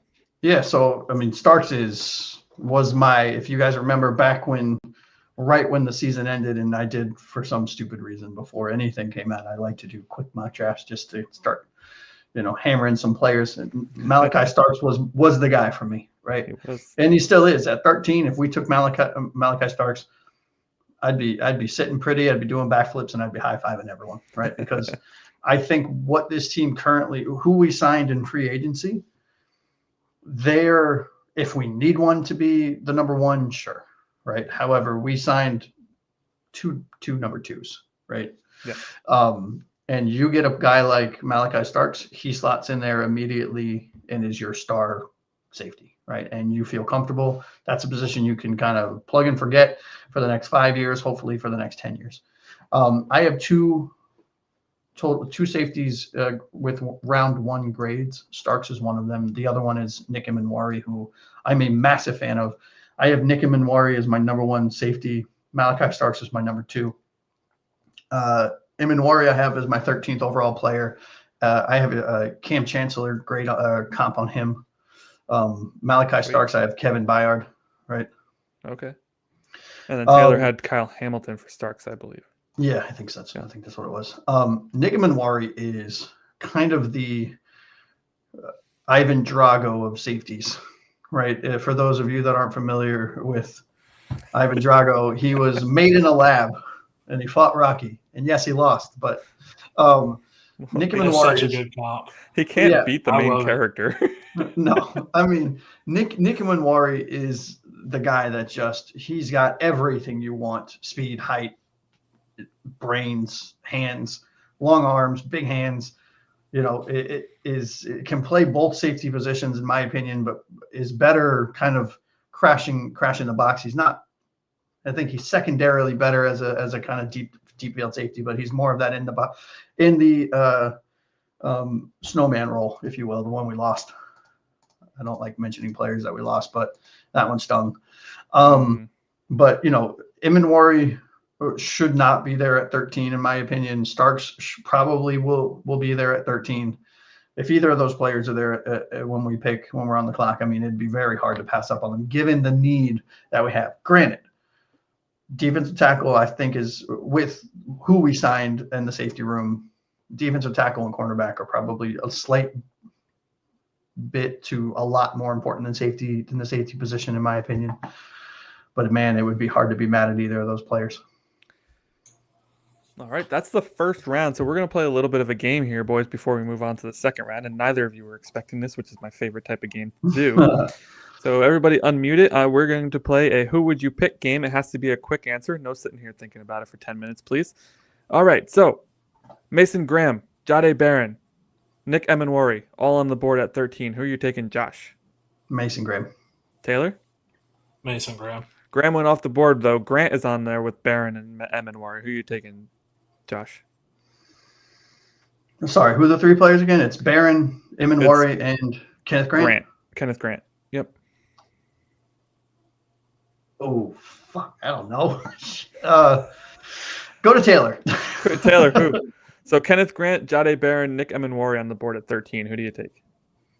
As much as I like Emenwari, and just to use that Ivan Drago comparison again, he's a lot like Ivan Drago, and the running back is Apollo Creed. But I'm going to still go Jade Barron. Same. Okay. Barron and Graham and Grant somehow all go off the board. So you got Derek Harmon. You got Will Johnson off the board too. So Derek Harmon, Revel, Siobhan Revel, and Malachi Starks on the board. Who do you take? Josh. Malachi Starks. Taylor? Reluctantly Starks. This just in, the Cowboys took Starks instead. So do you take Harmon or Revel? Taylor, who you got? I'm going to trust Revels there in a second. I'll go Harmon. Same. Perfect. Same. Thank you for playing, boys. I love pitting guys from different positions against each other at the spot. I love that game. This is what they're doing in the room. This is what's happening in the room on draft day. All right. If you have questions about who we mentioned in the first round, if you have questions about the grades, if you want to see their draft boards, we will somehow make them public for you. Let us know in the comments below. If you completely disagree with us or you want to call us idiots, hopefully not. Hopefully you love us, but sometimes you don't. Let us know in the comments, because we are moving on to the second round, and the first round is in the past. So on to the second round, boys. We are talking quarterback here. We're going to move a little faster this round, and how we're going to move faster is we're just going to name the people who are your favorites for the Dolphins to land in the second round, right? So if you're talking quarterback and there's nobody you like in the second round for Miami, then you can say, I don't like any of these guys, right? Cool. Josh, we'll start with you. Second round quarterback, any favorites for the Miami Dolphins? Nope. Nope. Quick and dirty. How about you, Taylor? Anybody in the second that you would favor for the Dolphins to take there at quarterback? Nah. Almost expected to hear some what's it call it? Tyler Shuck here, but well, I do have him and Jackson Dart as my round two quarterbacks, but I think we're set. I'm a Tua guy. You guys know this. Sorry for the fans, and there are quite a lot of you that destroy us for being Tua likers and Tua lovers, but and I won't speak for you two gentlemen, but I'm a Tua guy, so there is no quarterback in this draft. There is none. Even Cam Ward or Shedeur Sanders, who I would take over Tua. No, and that's the thing. I'm not a Tua guy to a T without considering other options, but there's nobody in this draft that's better than him. Yeah, I'm not a blind Tua fan. I'm not like, whoa. There's blind everybody fans. Okay, we know that. Yeah, we know that. Yeah. Let's move on to the running back position. In the first round, we talked Genty and Taylor talked Hampton, but Josh did not. Anybody in the second round at running back, it's on the board for us, and you'd be like, yep, snag it. Josh. Yes, Trayvon Henderson out of Ohio State. Player comp is Nick Chubb. I have him as a round two, borderline round one. I think he goes I think there could be three running backs taken in the first round. I only have one round one grade. Ooh, say that 5 times fast. Out of the class. But if Trayvon Henderson's there in the second, depending on how we go in the first, that'd be real hard to pass up on. Interesting. Part of a 1-2 punch there with Quinshon Judkins down in Ohio State. Taylor, how do you feel? What a pair. They're both projected to be drafted in the first 2 rounds, by the way. Insane. Now hear this. Sorry, Taylor, before you go. Now, my player comps are not, this is just random. It does not mean that the player's going to. My 2 player comps for the 2 Ohio State running backs is Nick Chubb and Mark Ingram the second. God, what a duo. Right? It's crazy.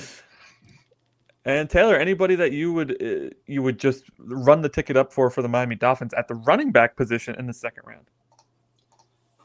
I don't know about run up to the podium, but 2 players that are on my radar for running back position for the Dolphins is Cam Scatterbo from Arizona State and Trevion Henderson from Ohio State.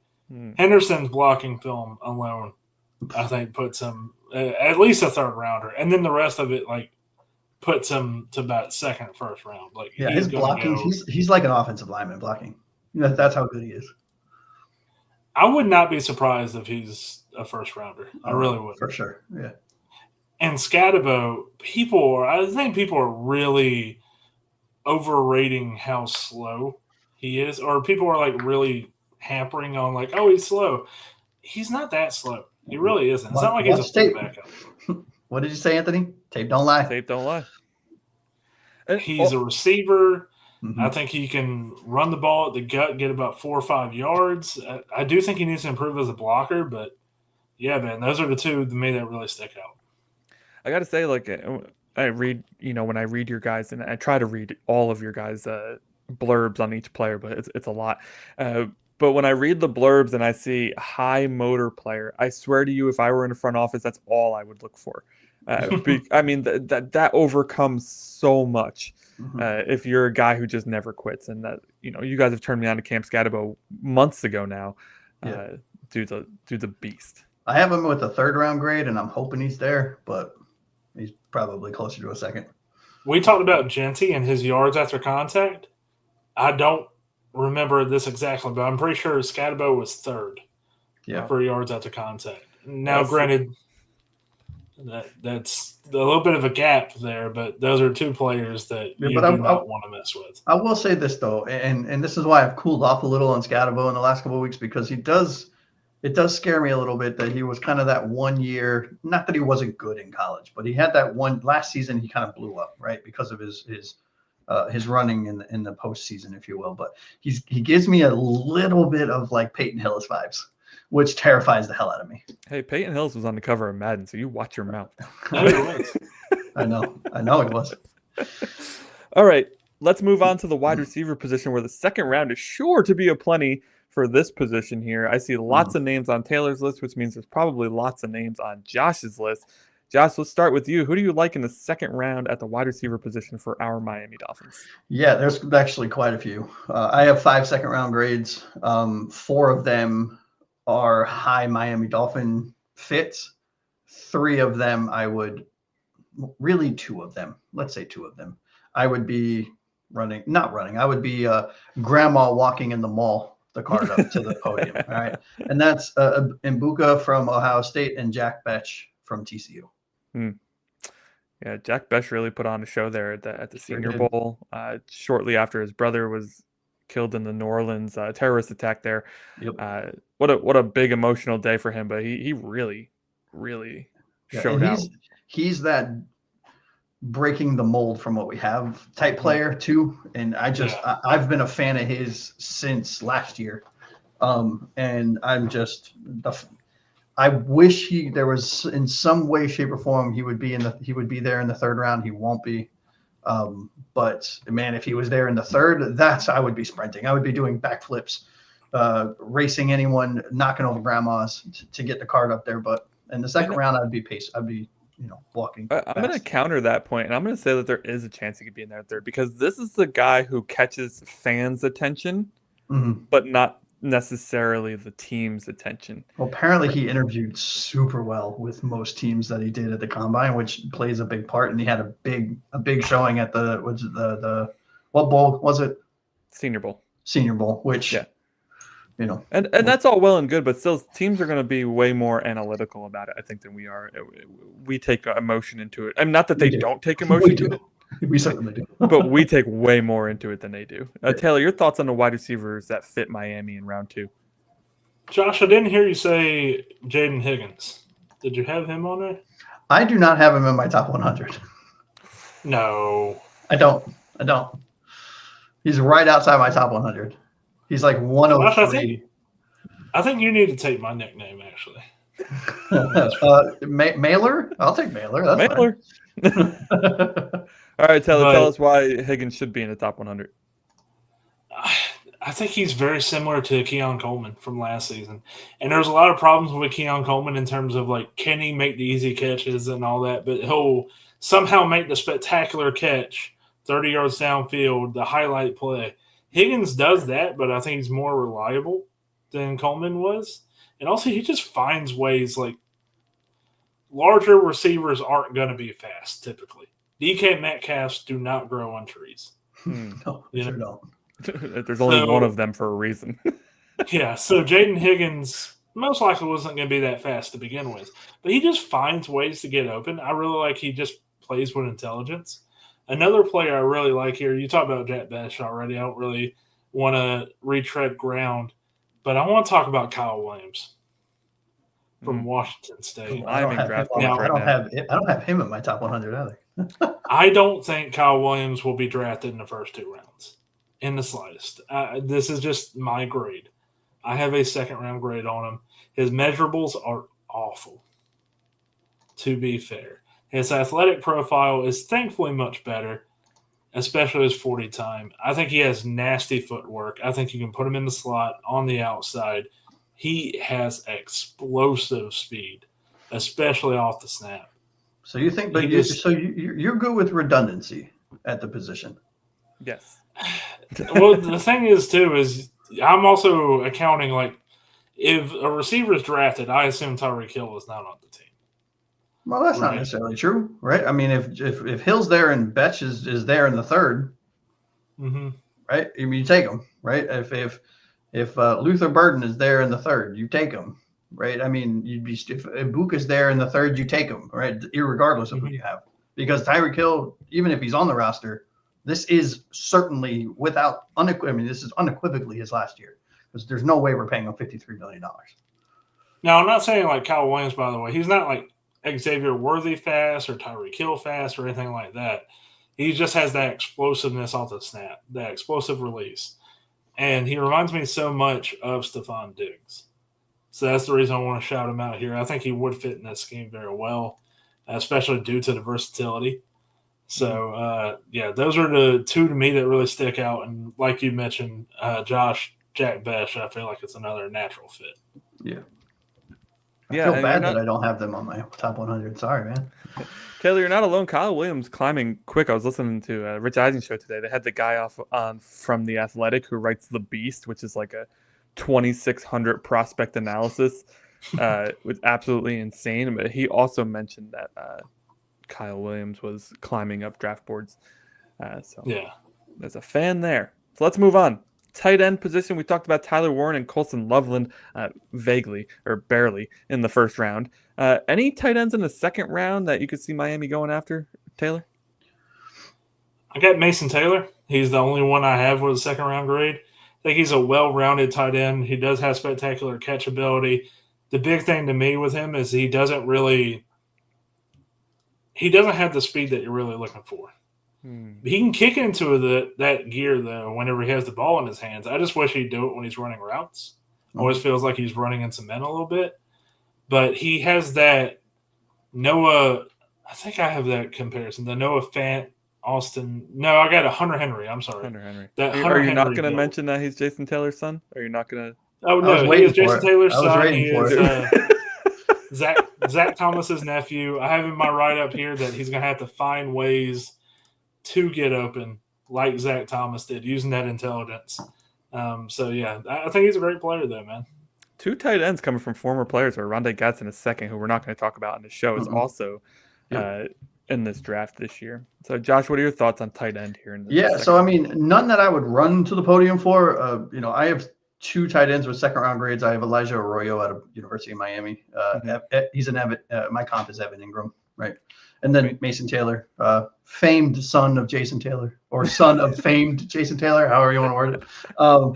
Austin Hooper is my comp for him. I mean, with the needs we have, irregardless of who we take in round 1, tight end would not be on my list. I mean, the only reason we entertained the conversation of tight end in round 1 is because Tyler Warren is amazing. Yeah, absolutely. Let's move on to a position that most of us would be interested in the second round, because it's not likely we're going to go this route in the first round, although we would all love it if we did. And that's the offensive line, offensive tackle, offensive guard, center. I'll take any of them at this point because we need depth at the positions. Josh, I'll start with you. Who are your second round guys you have an eye on for Miami? Well, I have 3 that I would run. Well, 4. Jesus, I have 4 that I would run to the podium for in round 2. Josh Connolly Jr., Tyler Booker, Jonah Savanea, and Donovan Jackson. All have round 2 grades. All, unless we take a lineman in round 1. If any of those players are available in round 2, I'm taking one of them. I don't care who. I have a preference. I like Jordan Sabanea. I think he's my favorite, closely followed by Donovan Jackson, then Tyler Booker and Josh Connerly. Interesting. So I don't have your most up-to-date rankings, but the ones I do have, Jonas Savanea is not as high on your list as Josh has him. See, I Robert Hunt. I ended up looking at a few more games of Sabanea. He is now in my second round. Perfect. So I will be talking about him. Yeah, Cool. I have a comp for him as Robert Hunt, which we're all familiar with. Yeah. Donovan Jackson, I have a comp as Roger Staffold. Josh Connerly, DJ Humphries, and Tyler Booker, Deion Dawkins. Cool. So just want to go through the names again. So it's Josh Connerly Jr. We're talking about Tyler Booker. We're talking Jonas Savanea, which is Savaiinaea, and Donovan Jackson as the four names that Josh is enamored with here for Miami Dolphins in the second round. Taylor, what do you think? So I'm going to start with a tackle who I think can play guard. Crazy Train Ozzie Trapilo from Boston College. Yeah. I think he's mostly played right tackle. He's also played all over the line, I think, except for center. I thought it was left tackle. Was it right tackle? I must have wrote that wrong. Okay. This dude is huge. But, yeah, he's massive. All he has to do is get his mitts on you and you're done. Think Anthony. It's really think impressive. Anthony Costanzo from the Colts. Yeah, that's actually very appropriate. Joe Savanea, I was really hesitant on him because he was a player that was so massive, but he wasn't really powerful, and he got beat with power a lot. But then watching a few more games, I love the play style, man. I like the potential of him. I like how he can get to the second level. Just get him in the weight room. I think you got a damn good football player. And I'm also mentioning Marcus Bowe from Purdue, who I feel like is a natural fit in the Dolphins scheme. I think he played right tackle at Purdue. I know Kyle Krabs talks about it all the time over on Locked On Dolphins, like, I think he's going to play center. I like him at guard particularly. He has a basketball background. He claims he bases his game how he plays off of Derrick Rose. I'm not sure how that works, but he's always hurt. Not that I know of. But he has explosive athleticism off the rip. He's just somebody who I think handles business. I think that's the best way to put it. Yeah, I have him as a round 3 guy. All right, so Taylor added Marcus Bowe. We talked about Jonas Savanea, and then he also added Ozzie Trapilo, who goes by Crazy Train in college as well.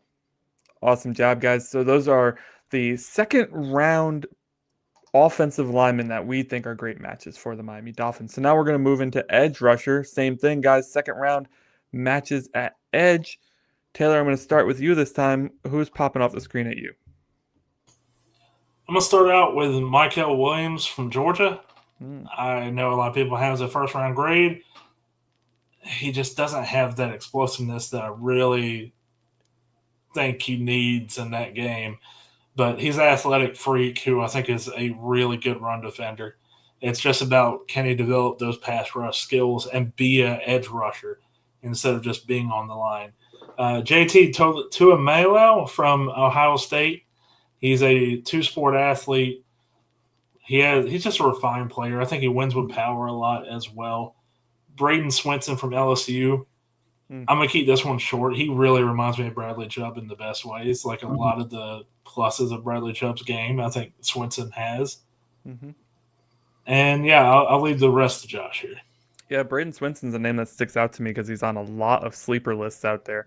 A lot of fans of Braden Swinson on YouTube right now. Josh, what do you think? Wrestling background, by the way. Yep, that's I know you love that in the edge and the defensive lineman positions, right? So there's not a lot of people in the second that from an edge position that I would be running to the podium for, right? But I have 4, right? James Pierce Jr., Donovan Izukaru, Jordan Birch, and Olu Oladejo, I think is how you pronounce that. UCLA. Yeah, from UCLA. He reminds me of Kyle Van Noy, right? That edge linebacker hybrid kind of guy. Jordan Birch from Oregon. I'm a big fan of Rasheem Green, is that 5-tech defensive end. From a Dolphin standpoint, though, Pierce Jr. or Izukaru, right? So Pierce Jr. from Tennessee, Randy Gregory is my comp. And Ezekaru from Boston College, who's my 29th rated overall player in my top 100, reminds me a lot of Hassan Reddick. Awesome. So we've talked about edge rusher not being super high on the list, but those are just some names to look out for as potential Dolphins targets if they are there in the second round for us. But I think we'll probably focus more on this next position we talked a lot about in the first round, which is the interior defensive line. You traditionally probably call this a defensive tackle, but we tend to start 3 of these at a time on our defensive line. So we talked about Mason Graham, Kenneth Grant, Derek Harmon, and Walter Nolan in the first round. Josh, who do you like in the second round? Yeah, I'm going to tell you what, depending on how if we go Mason Graham in the first, this is a moot point. But if we go any other position, and this one specific player, now I have a few for round 2, but if Alfred Collins out of Texas is there in round 2, I'm punching people and kicking them and throwing chairs to knock people out of the way to go draft this man out of Texas. Will you Myles Garrett to Mason Rudolph somebody? I will. Yeah, He's doing I'll Ndamukong sue someone. Oh, I don't care. Oh, I don't care. Screw them ankles. Go there. Alfred Collins out of Texas and TJ Sanders out of South Carolina. Sanders player comp, I have Javon Hargrave. Collins out of Texas, I have Eric Armstead. Either of those two, would be phenomenal fits in Miami. The 3 other players I have round 2 comps that I would gingerly walk to the podium if they're there are Omar Norman Lott out of Tennessee, Darius Alexander out of Toledo, and Josh Farmer out of my alma mater, Florida State University. Okay, lots of options to choose from there. Taylor, do you agree? Oh, yeah. This is my favorite group. Like, I've been waiting this entire show to get to this point. That's why I stopped after 2, and I figured you would clean them up. I have 3 of my favorite players in this entire draft in this section here. TJ Sanders, Alfred Collins, and Vernon Broughton. Broughton from Texas, Collins from Texas, and TJ Sanders from South Carolina. I would sprint to the podium. It would be hard to figure out like who I'd pick out of the 3, but I'd sprint to the podium for any of these 3. Like I think they would be perfect fits on this team. TJ Sanders is one of my favorite, probably my favorite film and favorite highlights of all of the D linemen. I said over Mason Graham. Mason Graham has really good film. Kenneth Grant does too, by the way.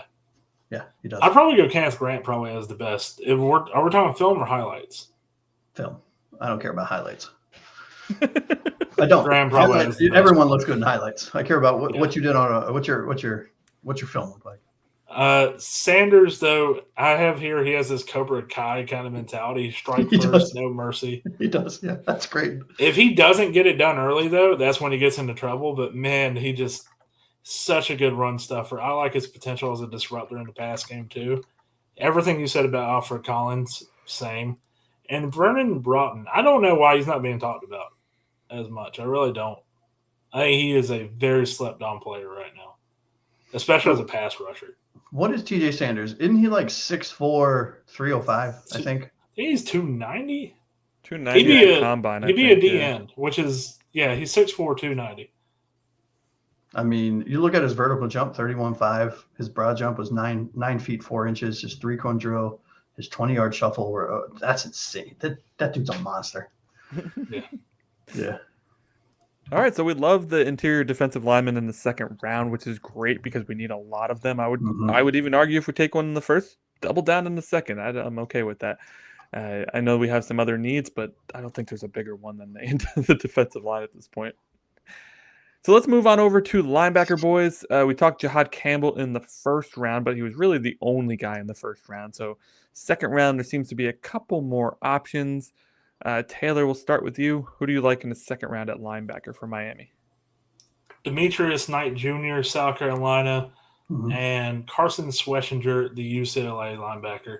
Both I have second-round prospects on. They're kind of similar in some ways. Like, this whole linebacker group, I feel like, is very aggressive, and I love that trait. They're not like, hey, we're just not going to let you make the highlight play on us. No, they're going out of their way to stop you at the point of attack. And I really love that. Nice. Knight Jr., he's the cousin of NFL DB D'Angelo Hall, former quarterback in high school, converted to linebacker in 2019. So he's a late transition into linebacker, but he's been spending all that time in college learning the position, and he's already this good. Mm-hmm. Wow, that's nuts. So, There's only 6 years at the position. Not even, right? 5 years, really. So, awesome. So, Demetrius Knight Jr. and Carson Swessinger, which is a name I've been hearing a ton as potentially slipping into the first round there. But there's about 50 people who are potentially slipping into the first round. There's only 32 picks in that round last time I checked. So we'll see what actually happens. Josh, do you agree? Anybody else on your list here? So I actually have Schlesinger as a fringe second round player, probably more aligned in the third. Now I probably need to reevaluate and rewatch his film because he is everywhere. I am a huge fan of his. The only second round linebacker that I have is Demetrius Knight. I'm not going to beat the dead horse with a stick. I love him. He reminds me of Fred Warner, kind of that angry thumper middle linebacker that just is a terror everywhere. He's fast. He can jump, he can catch, he can run, he can lower shoulder. And what I like most is he seeks out contact. And that's what you want in a linebacker. So big fan of his. In the second round, probably not running for any of these linebackers, even with how much I like Schlesinger. If he's there in the third, however, I'm sprinting to the podium.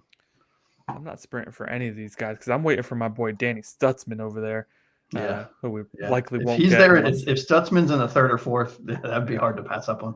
If he's there at our pick at the end of the third round, man, I can dream. That dude's hilarious. All right, let's move to corner position. We talked about this heavily in the first round because this is a very big position of need. It's right up there with the defensive line. We talked about Travis Hunter, Will Johnson, Siobhan Revel, and Jade Barron in the first round. Josh, who do you like in the second round? So I have quite a few names in the second round, but I'm only really going to talk about two. And these two I would be running to the podium for. It's Maxwell Harrison out of Kentucky. He reminds me of my player comp is that ball hawking Marcus Peter type player. He's my 27th overall ranked player in my top 100. And then the next one is Azir Thomas out of Florida State, my alma mater. Go Noles. 29th overall player out of 100. He reminds me of Carlton Davis. Kind of that long press cornerback, something that I feel like this team is lacking, right? I mean, you could argue Ramsey is a press cornerback, but I think Ramsey is more cerebral than anything else. And then he turns that cerebral thing into just violence, which I love. But, having someone like Azir Thomas, if we happen to get a later pick in the second, that would be a player pick him at our position. I'm a big fan of these two players. And I have other ones that I really like too, but big fan of those two. Yeah, I've been talking about Maxwell Harrison for a while now. Could be a really good selection there in the second round if he were to fall to us. Taylor, what do you think? Really quick, Taylor, I do have Siobhan Revel as a round 2 pick, but I know we talked about him already, so as a potential first. And I've seen him drafted or mock drafted in the first as well, so I doubt he'll be there in the second. I agree with you about Azir Thomas. I have him here he's just a pest, and I love that. He's somebody who's just annoying, especially on the boundary. And it's so great to see, the wide receiver thinks he hasn't beat, but he has just enough closing speed just to get there in time. He's great in press. I think he's a little bit stiff in zone, which I think that's the thing that keeps him from being talked about as a first rounder. Right. But he's definitely a second round grade for me. Same thing with Trey Amos. Yeah. This dude is a screen wrecker. He demolishes them. I think he's great in press man, but also I think he can get a little over-aggressive at times. And the comp here is something that I think a lot of people, especially Dolphin fans, will absolutely hate, but it's Cam Smith. And the reason why is because he reminds me a lot of what I would not just wanted Cam Smith to be, but what I think Cam Smith was good at in college. Yeah. But, those are the two for me. I have a Shaquille Griffin comp on Amos. Hey, I mean, there's good news for you, Taylor. We already have Cam Smith on the team. No, we already have Cam Smith. Yeah. Amazing. Why not get two of them? Why not get two? We can have two players warming the bench. That's great. Two players who fail to live up to expectations. We're good at that. No big deal. Yeah, let's spend another second round pick, right? Yeah, so corners that we like in the second round. For those of you who are listening, Maxwell Harrison out of Kentucky, Trey Amos out of Ole Miss, Azariah Thomas out of Florida State. Did I miss anybody there, boys? The Florida State University. Thank you very much. Just Florida State. I don't do any of that the stuff. I will mention I had Hairston as a second rounder, but Josh kind of went into it. I didn't feel like really retreading ground there. But, yeah, I mean, look, I have 3 or 4 other players that are names that you could watch out for: Darian Porter, Benjamin Morrison, and Quincy Riley. But we talked about the ones that were most important. Sure. Hairston's the guy with the crazy 40 time. Anybody listening who's like, all right, what is he great at? He's fast. He's fast as shit. Yes. Yeah. All right, so he loves jumping routes. Let's jump to the last position, boys. The safety position, also a position of need for us. Taylor, I know I have an outdated version of your rankings, but in this version, you only have one player at the position in the second round. I'll let you start us off. Let us know, what safeties do you look at for a fit for Miami in the second round? Well, good news, Anthony. I still only have one safety in the second round, and that's Xavier Watts. He was actually recruited to Notre Dame to be a wide receiver, which I find interesting. Wow, really? He has a knack for finding a situation where he just ends up with the ball in his hands. He does have good ball instincts. I think he can play that center field safety role. I also noticed, he seems to make a lot of the calls in pre-snap, which is something I think this defense needs. So he's a name I'm really looking for in that second round. Yeah, I mean that was Weaver's, excuse for leaving Jordan Poyer out there all year last year, is that he makes the calls and he's the headsman of the defense. I mean, it would be great if we get a rookie safety to do that. I don't know if we could, but that would be crazy. Xavier Watts out of Notre Dame was Taylor's pick for anybody who missed that. Josh, how about you? Yeah, I actually have quite a few players that I like in rounds 2, and that's Xavier Watts, Kevin Winston Jr. out of Penn State, Jalen Reed out of Penn State, Billy Bowman Jr., who I'm actually getting more and more. I'm liking more and more as the more film I watch, out of Oklahoma, and then Jonas Sanker, who's a fringe. I have him I have round 2/round 3, probably more of a round 3, so I won't talk about him. But yeah, Xavier Watts is the guy in round 2. If we don't take a safety, if he's there, him or Jalen Reed, I would be stoked for. Perfect. All right, boys, that's the end of round 2. If you have any comments on who we selected in round 2 or guys that you were hoping to hear about that we didn't mention, we will be coming back to the draft next week. So leave a comment below so we can throw them in next week's show and talk about them then. This, of course, was players that we feel would be a good fit for the Miami Dolphins, in particular in the first and second round. Not every option available to us, just the guys that we feel like would be good fits. We'll also be talking about these players more in our draft episode, because we're going to be doing a live episode. You know how these picks take. Yep. I'm sure there'll be a lot of talk about who we like and all that stuff then. Yeah, we'll be collaborating with Nickel City Mafia on the day of the draft. Days 1 and day 2 will be live. There's a lot of time to kill, especially between the Dolphins picks, the Bills pick towards the end of the draft, and we'll be on with a Bills podcast, so a little bit of cross AFC East friendship. We'll call friendship it. there. Yeah. Although we have no love for the Bills on this podcast at all, so I will be. No, I hate you, brother. I'll be ripping them as much as I possibly. I'm just kidding. Okay, it's time for me to throw it over to Josh for our favorite segment of the off season. But before I do that, just a reminder: hit us up in the comments with your thoughts on rounds 1 and rounds 2 of the NFL draft. Who do you think fits the Miami Dolphins? Over to you, Josh. Takes from the deep end.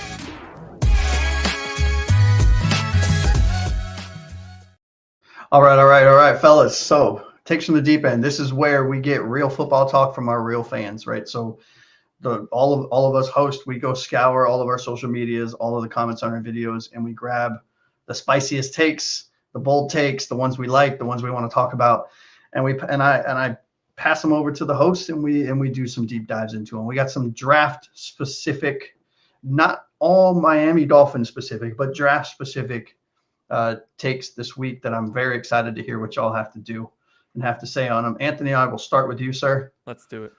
Takes from the deep end. 4 quarterbacks. 4 will be taken in round 1, and 6 quarterbacks total will be taken in the first 2 rounds. What are your thoughts? Yeah, call me crazy, but quarterbacks speak, dude. I mean, we didn't expect the amount of 6 quarterbacks going in the first round last year necessarily.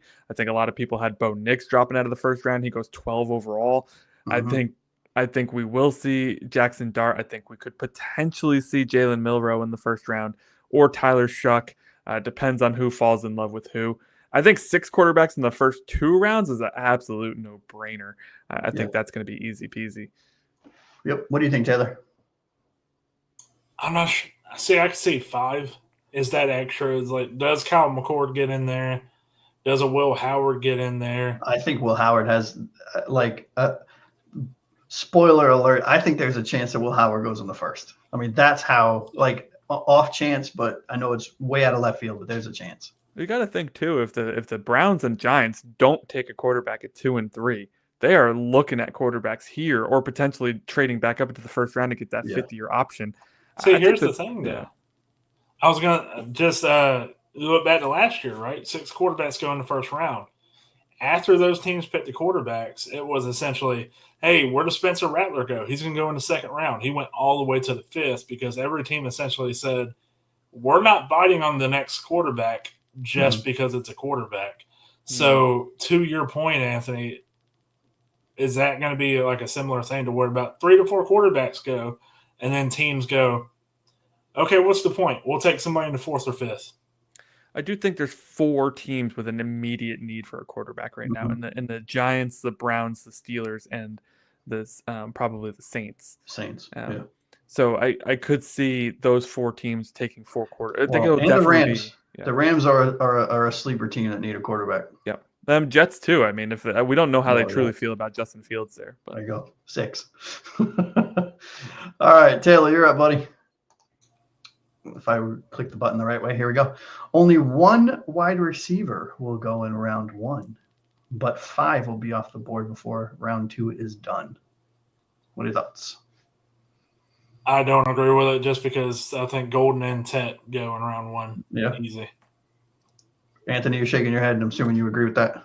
Yeah, I 100% agree. I think Luther Burden goes in the first round too. I know there's a lot of buzz right now about him falling out, but I don't think that's happening. I think he'll be in the first round. All right, this is going to be fun. Anthony, I'm going to start. Both of you guys are going to chime in on these, obviously, but Anthony, I'll kick this one over to you.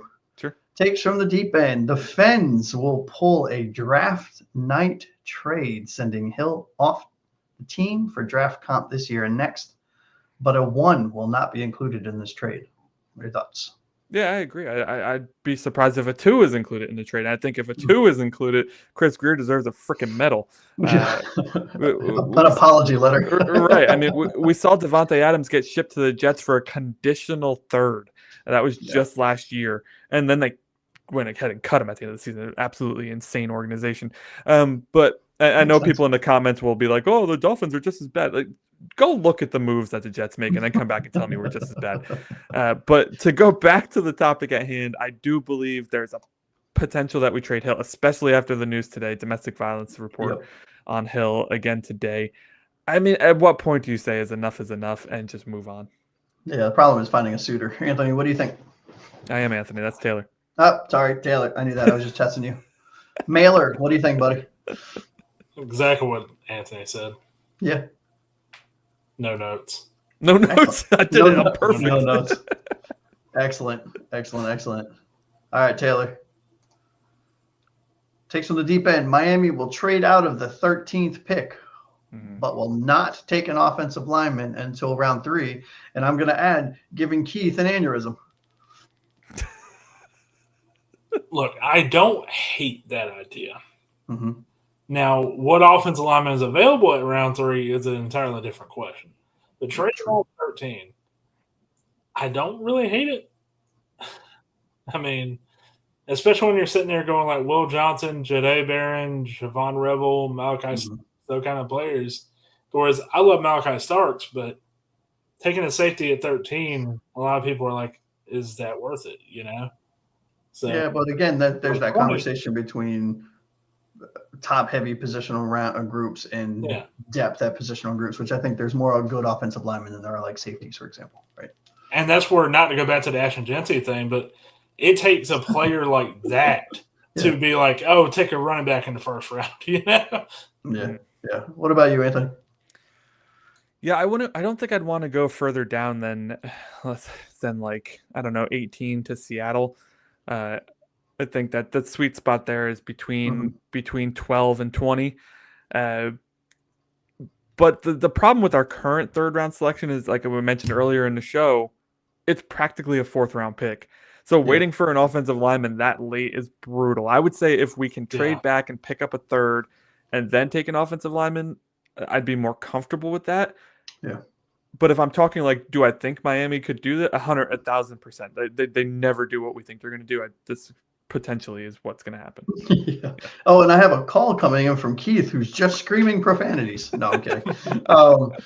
And for those that are watching, again, just as a recap, I know we're coming close to the end of this segment, but these are not our opinions. These are not our takes. These are from you guys, the fans that comment on our videos on YouTube, that comment on Facebook, on our social media, on the things that we post. So if you have an opinion on some of these takes, please feel free to comment in below. If you have takes of your own that you'd like us to get to, please include them in those lovely positive comments that I'm sure everyone will be leaving for us. And we'll get to them when we can. I don't want to prolong this episode that much, but that was a really good take to me, because also that trade back conversation I think is interesting, especially when it comes to those positions like a running back or a safety that aren't really valued as high. So that was a really good take from Deep End. Yep. I agree. And I like the idea of even trading back as far as the Rams, right? The Rams coming up, but it would cost them quite a lot, right? Yeah. I mean, if the Rams would be willing to do that, that would be nuts. But if I know you did a mock draft before and they had a trade in there, and if that trade became true, I'd be okay with it. I sure would. And for those that are watching, I think we ended up trading down to 26 from 13, and we got their third. We got their 26. We got their third, their fourth, a 2 and a 3 next year. I think was the total pick or something like that. Which we need picks desperately. Yep. All right, Taylor. This is funny. I laughed so hard at this one. Takes from the deep end. Given that one of our top needs is at the cornerback position, if we pass on a quarterback in round 1, are any of you concerned with Chris Greer's historical poor drafting of cornerbacks in rounds 2 and 3? Well, considering my thoughts for Trey Amos, I am a little concerned. But no, I mean, this is a class that I think does get a little rough at a certain point. After like where we were talking, the Ben Morrison, Azariah Thomas, Maxwell Harrison, it does start to get rough. So if you're going to take a corner, I would take him rounds 1 to 3, I'd say. Josh? I mean, rounds 1 and 2 for me. I think after round 2, because there's going to be a run on cornerbacks in round 2, you know it, right? And so you might as well just UDFA. Just bite the bullet. And if you don't take one in rounds 1 and 2, to your point, I mean, this is see what's on the market, get some undrafted free agents, and cross your fingers we don't have any injuries. Anthony, what are your thoughts? I mean, it's such a fan thing to do. I mean, Greer had 2 misses. It was Cam Smith and Noah Igbenogany. If we throw safeties into the mix, it's actually pretty good at draft. Brandon Jones in the 3rd round was great. You got Javon Holland in the 2nd round, which ended up replacing Minkah Fitzpatrick like just instantly.